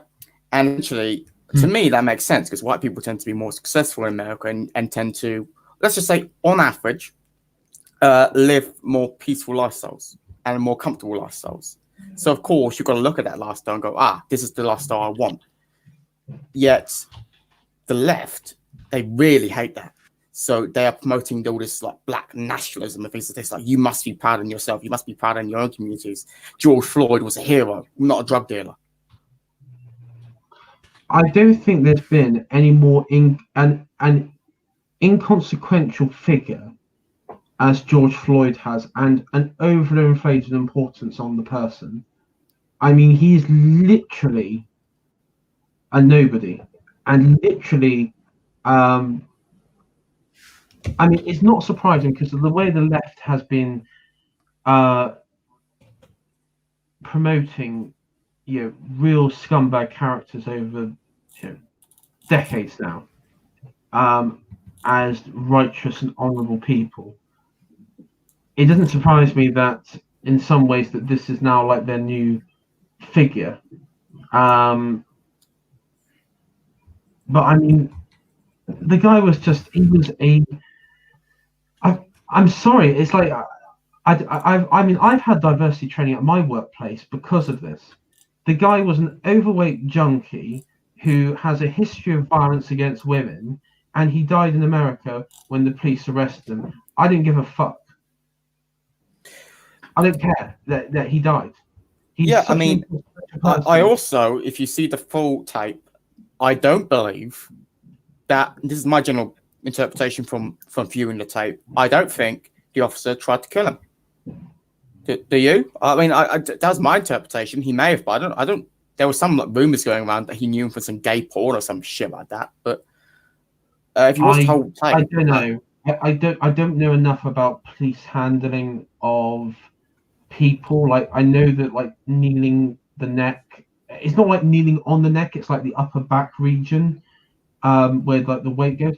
I don't know about that. I mean, there's been like, I've seen people make the argument that yes, it can cause serious. It can cause like suffocation for like overweight people. The back of your neck is where your spine is. How are you supposed to throttle someone there? Is your windpipe at the front that makes you suffocate? Well, I think that it's because it's overweight. I think that's the key. Like, if you're like a skinny dude, it doesn't really matter. If you're like an overweight dude, then he wasn't really overweight. And the thing is, his head was on the side, so he couldn't have been. Well, I don't know. That's where I mean, in reality, we know that he actually died from the drugs that he consumed. And I believe the coroner said that even if the officers didn't take the action, he probably would have died anyway from a drug overdose anyhow. So I don't know. I mean, I think I mean, I wouldn't compare it to like the what triggered like the Rodney King riots. You know, where the police officer like beating Rodney King like to a pulp on the side of the road. I wouldn't compare it to that because that was, I mean, that was quite deliberate, like police brutality. Yeah, there's been cases of it. You know, things that have just been quite fucked up. That's true. I mean, I don't know about that case, but yeah, you obviously do hear some very disturbing cases that do come out now and again, sadly. But this is the thing. It's like what you said. This person, it just seems to be such a weird master to pick. It's like it's almost like they're seeing what they can get away with. Yeah, it is. I just realised I've got the Ku Klux Klan on my screen. Yeah, that's probably not a good idea for us to talk about. Oh yeah, we're not sure about George Floyd being a hero, and then you have the KKK up. No, What? It's not a good look. No, it's not a good look, indeed. No. So I'll probably leave it there for tonight. It's 3 hours now. I'll be back at tomorrow. We'll be with Owine and Cringe Walker talking about the politics of Mass Effect tomorrow afternoon. Fun. I love Mass Effect. It's great. Yeah, and we're going to be talking. I don't know what we're going to be talking about. I need to figure it out, but we need to be talking. We're going to talk about something. But thank you, Mitch, and thank you, Pman, for coming on tonight. Thank you. Just rant about the ending for like 2 hours. And I also, breaking news. One of my followers has told me that the BBC pushing Black Lives Matter on Christmas shows. Now the Vicar of Dibley takes the knee. Dawn French will deliver a sermon about Black Lives Matter when the BBC comedy returns for Christmas. Luckily, I don't watch the BBC. Oh, this is the defund the BBC movement's gonna gain so much traction. Yeah, well, I hope so. At first, I was in favour of. I like the BBC, and I didn't want it to defund. I just wanted people to. I wanted just mass government intervention to get rid of them. But now at this stage, I just think it's so tainted. I don't think you could, unless you sack everybody and just. But even then, you sack them and then you just get the same sort of people back in later down the road. Yeah, you just have to. You could just. Yeah, you could just set up an institution with entirely different people and just make it. But yeah, I mean, you would have to change the entire network of individuals essentially among the elites. That's right. But anyway, thank you both for coming on, and I will see you all later. See you all later.